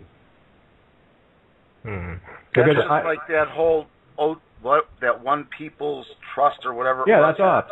Yeah, that's off. Yeah, when I first listened to that, and I listened to Heather Tucci, and she said that she was Roman Catholic, Jesuit trained.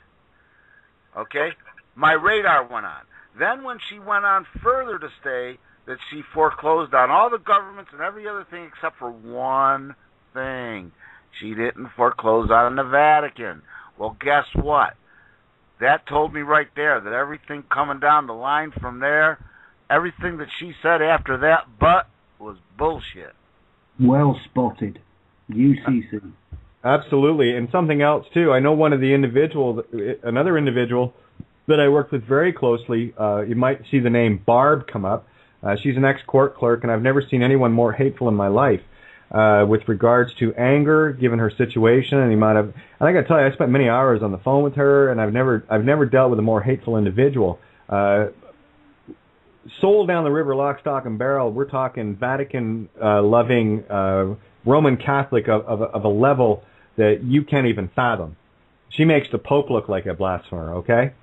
Now, and she is heavily involved in writing and working with writing a lot of these documents, okay?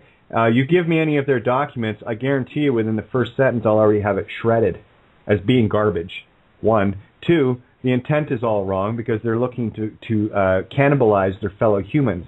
So what they're doing is they're devouring themselves. They are the dragon eating its own tail. They showed you the symbol. I just puked my tail out and said no more. That's the difference. And I will not chase after carrots, and I will not chase after empty pipe dreams, because that is what they use to dragnet people in. So like I said, if there's something attached with money or lawsuits or anything of that nature, you look at it, you go 180 degrees, and you run your sorry ass off in the other direction. You know, we are the light. We don't walk into the light. We walk into the dark to be the light. They got it all backwards here. So I'm really glad you brought that up, Thelma. See, that's why you're here, my friend. That's exactly true, Kate. And when you were saying earlier about all the insurance going back to Venice, all of everything goes back to Venice. Yeah, that's the Admiralty City. It's the city on water. And remember the way that they had their whole court system set up, and they'd walk you across what? They'd walk you across the Bridge of Sighs, throw your ass in jail, and you'd be dead within a couple of years. You got it. And they're doing the same thing today. Yep, they haven't changed. There's nothing new under the sun, and that's where all the blue sky bonds are. Of course, they're all insurances. The blue sky bonds are your birth certificates. Look it up, and it's all there. Right. Okay. I'm going to actually try and interrupt on this because there's a couple of things that I'm aware of that I need to get across. One of the main things is we've got. Okay, I'm guessing I'm not talking to people that aren't clued up enough to know that the Zionist entities have got into the White House and that are running a lot of the White House situation. Well, it's not just the White House. We know this as well. It goes back to the Crown. Basically, what we're looking at is a group of controlling people, i.e. the people that you're mentioning, that basically are bloodline back to the Khazai Jews that call themselves Jews that are actually Jesuits and prior. Are you talking of the Khazarian Empire? Khazarian Empire. Okay. Yes. Now, again, I've detailed this in the book, but the point of the matter is, there's a foot soldier skeleton crew down here on Earth that are given all the money, all the wealth, all the power in order to corruptly enforce the situation whereby there's a breakaway civilization, and the guys that are down here on this planet that are actually trying to enforce this situation have got foot soldiers, in other words, Jewish-based bloodline families that are in places and positions of power in order to extricate these things into place to corral the rest of us into FEMA camps, death sites, hospitals, medicines, whatever, all of the above. And they are basically superstars out there for the Khazai race, the Cohens, etc., that are actually behind the scenes in operating this from the breakaway civilization situation.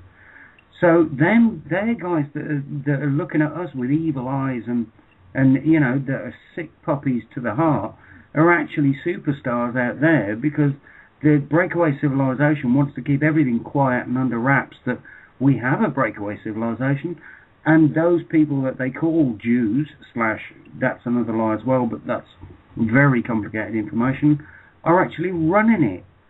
So it's the influence within the government that's being run by the secret government that is mainly Khazarian and Jesuit and other aspects of that ilk, and that's how the system works. I mean, you need to take another look on it sometimes, and that's what you get staring back at you. Well, know? Yeah. And with Tilma bringing in that information, this is critical stuff. You bring anything to me, any sort of situation that's going on, I will shred it. I have no quims or qualms about going on the record in public, loud, proud, and chainsawed about exposing dragnets, carrots, traps, because they all are. The only thing that's going to save you from this system is to extricate yourself from it. And that's the only way you can do that is to make the change of your intent, that you are not the name. It was given away. As soon as you understand things, now you can reverse turn over the tables in the temple, if you will. And this is not a physical thing that you need to do. This is a completely spiritual thing you need to do. Have you had enough of Babylon? Have you had enough of sleeping with the whore and feeding on your brothers and sisters' skin with the use of the mark of the beast called a name? Are you done? If it has any of that attached to it, run. Or better yet, come to me with it, and I'll shred the shit out of it. I promise you, because I'm done with this. It's all Babylon shit. That's why they're all consumerians. Right? Sumeria, ring a bell? Babylon? Right. There's a fellow that wrote a book back in the 70s, and he published it in 1980 called The Rise of the Fourth Reich. The fellow's name is Des Griffin. I know the book. Yeah, but it goes back before that. You've got to go back to the Protocols of the Elders of Zion and prior. Yeah, he did. He did. I read. That was mandatory study that I had from my dad. All of that books, and it's funny that this information has been available to us for a long time. Decades. And now, it's only now that I see where people in mass are starting to wake up. It's starting to be like, okay, this is how they've done it. And if they wouldn't have collapsed the economy, this lie could have went on for years. Ad nauseum. But they had to collapse it because the soul harvest is here. Exactly. They've got to control the populace, and they've got to keep the populace in fear and destitution. As low a frequency as possible. The lower the frequency, the more souls can be harvested. So get your vibes up and start dragging your brothers and sisters up with you. When you raise your vibration, you are pulling those up from below. That's called the law of dominant frequency. This is why you got to stop buying the fear porn. You got to stop looking at it like it matters. You look at it and go, haha, nice try. Look at the fear you're in. Tell you what, I'll feed on that. And when I feed on that, I'm going to pull up thousands. I'm good for millions, and I'll pull up as hard and as many as I possibly can. And that's what I'm asking people to do. Just stand your goddamn ground, get your light on, and put your heels in the ground, for crying out loud, and just stand and go, not on my watch. I stand to post, I shall not yield, none shall pass. That is my choice, that is my truth, I will not yield. And I tell you right now, none get left behind. As many as I can be good for in my vibration, for those willing of their own choice to rise with it, all are welcome at my table. And I'll tell you right now, that's all we have to do. We got these guys on the run. Just pull the power up. Just get in your light. And you never mind on the run. They're finished. Oh, I know they're done, but I'm enjoying watching them run away. It's great. It is. It's fun. I mean, these guys are powerless. And one of the main things to take out of anything that I've said today is to remember the only way that anyone can do anything to you is with your consent. Your con say mine, which is N. The letter N means it's possessive, and T is a note of love. Say is Latin for himself, herself, itself, and con is with or without, for or against. So you put your intent into your consent. So it's with himself, herself, itself, mine with love, not the other way around. And it's a mirror. Every word is a mirror. And you better get your own intention into the affirmative, where assumption and presumption can no longer be made. You make your law. You are the universe. You are universal law. You need to know how powerful you are. I see you. I feel you. And I am so desperate to get that goddamn ego peeled off of everyone, because that's the only thing holding them back. That's the reptilian brainstem program. That's the transceiver that things like smart meters affect, the 60-cycle hertz and all the rest of it. Turn your switch off. It has no effect on you unless you think it does. Chemtrails, big deal. Not going to hurt me. Not going to hurt anybody. The only thing it's going to hurt is those that said, "Oh my God, I'm going to get hurt by it." That's it. You make the choice. You make the real choice. You give it the consent. No one and nothing else can and will, and until you snap out of it and understand this, they will own us lock, stock, and barrel. Mind, body, and soul. Sorry, this one's awake. They won't own me ever. Rant over. See, and that's exactly true. Without your prior consent, they cannot do anything to you at all. They'll scare you. They'll make you think they're going to, but guess what? I've seen this. I've used this myself and backed them down. Snap. Pretty interesting. I was traveling cross country to here, and I got pulled over, and the trooper was going to write me a warning. At first he was going to write me a ticket, and came back and he had a warning in his hand, and he said, "Mr. McCracken, I'm not going to ask you to sign anything." And I go, "Well, you're smartening up a little bit, aren't you?" And he goes, "This is just a warning. This is." I says, "Well, who were you?" I said, "Who do you think you are that you can just pull me over, create an emergency situation? You don't have the right to pull anybody over. You know what you're up on this highway for, buddy? You're up on this highway for litter control. You're not up here to. You don't even know what your own job description is." And that's the biggest problem that I see. We as individuals don't know what their job description is. They don't have the right to do half the things they do. But you know why they get away with it? Because we don't take the time to do the due diligence to learn what we need to learn to stop them now. To just say, "Hey, you're nothing but a shitbag, buddy. Hit the road. Joe shit the rag man over here trying to pretend he's something that he's not." And it's the same with your magistrate, that's sitting in that frigging box, lording his arse over you. You're off to jail, Sonny Jim. No, I'm fucking not. Who are you cunt? Yeah, I could not agree any more with you, Michael. In fact, it's.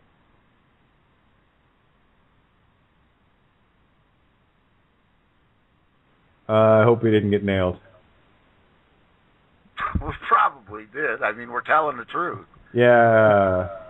Did we? They don't have the authority to do any of it. And when you tell them, when you ask them, cite me your authority, they can't. Tony, Tony, can you hear us? Yeah, loud and clear. I'm here. Okay, somebody bounced off there, so I'm not sure. Okay, I hear the boop. I go, shit, they nailed us.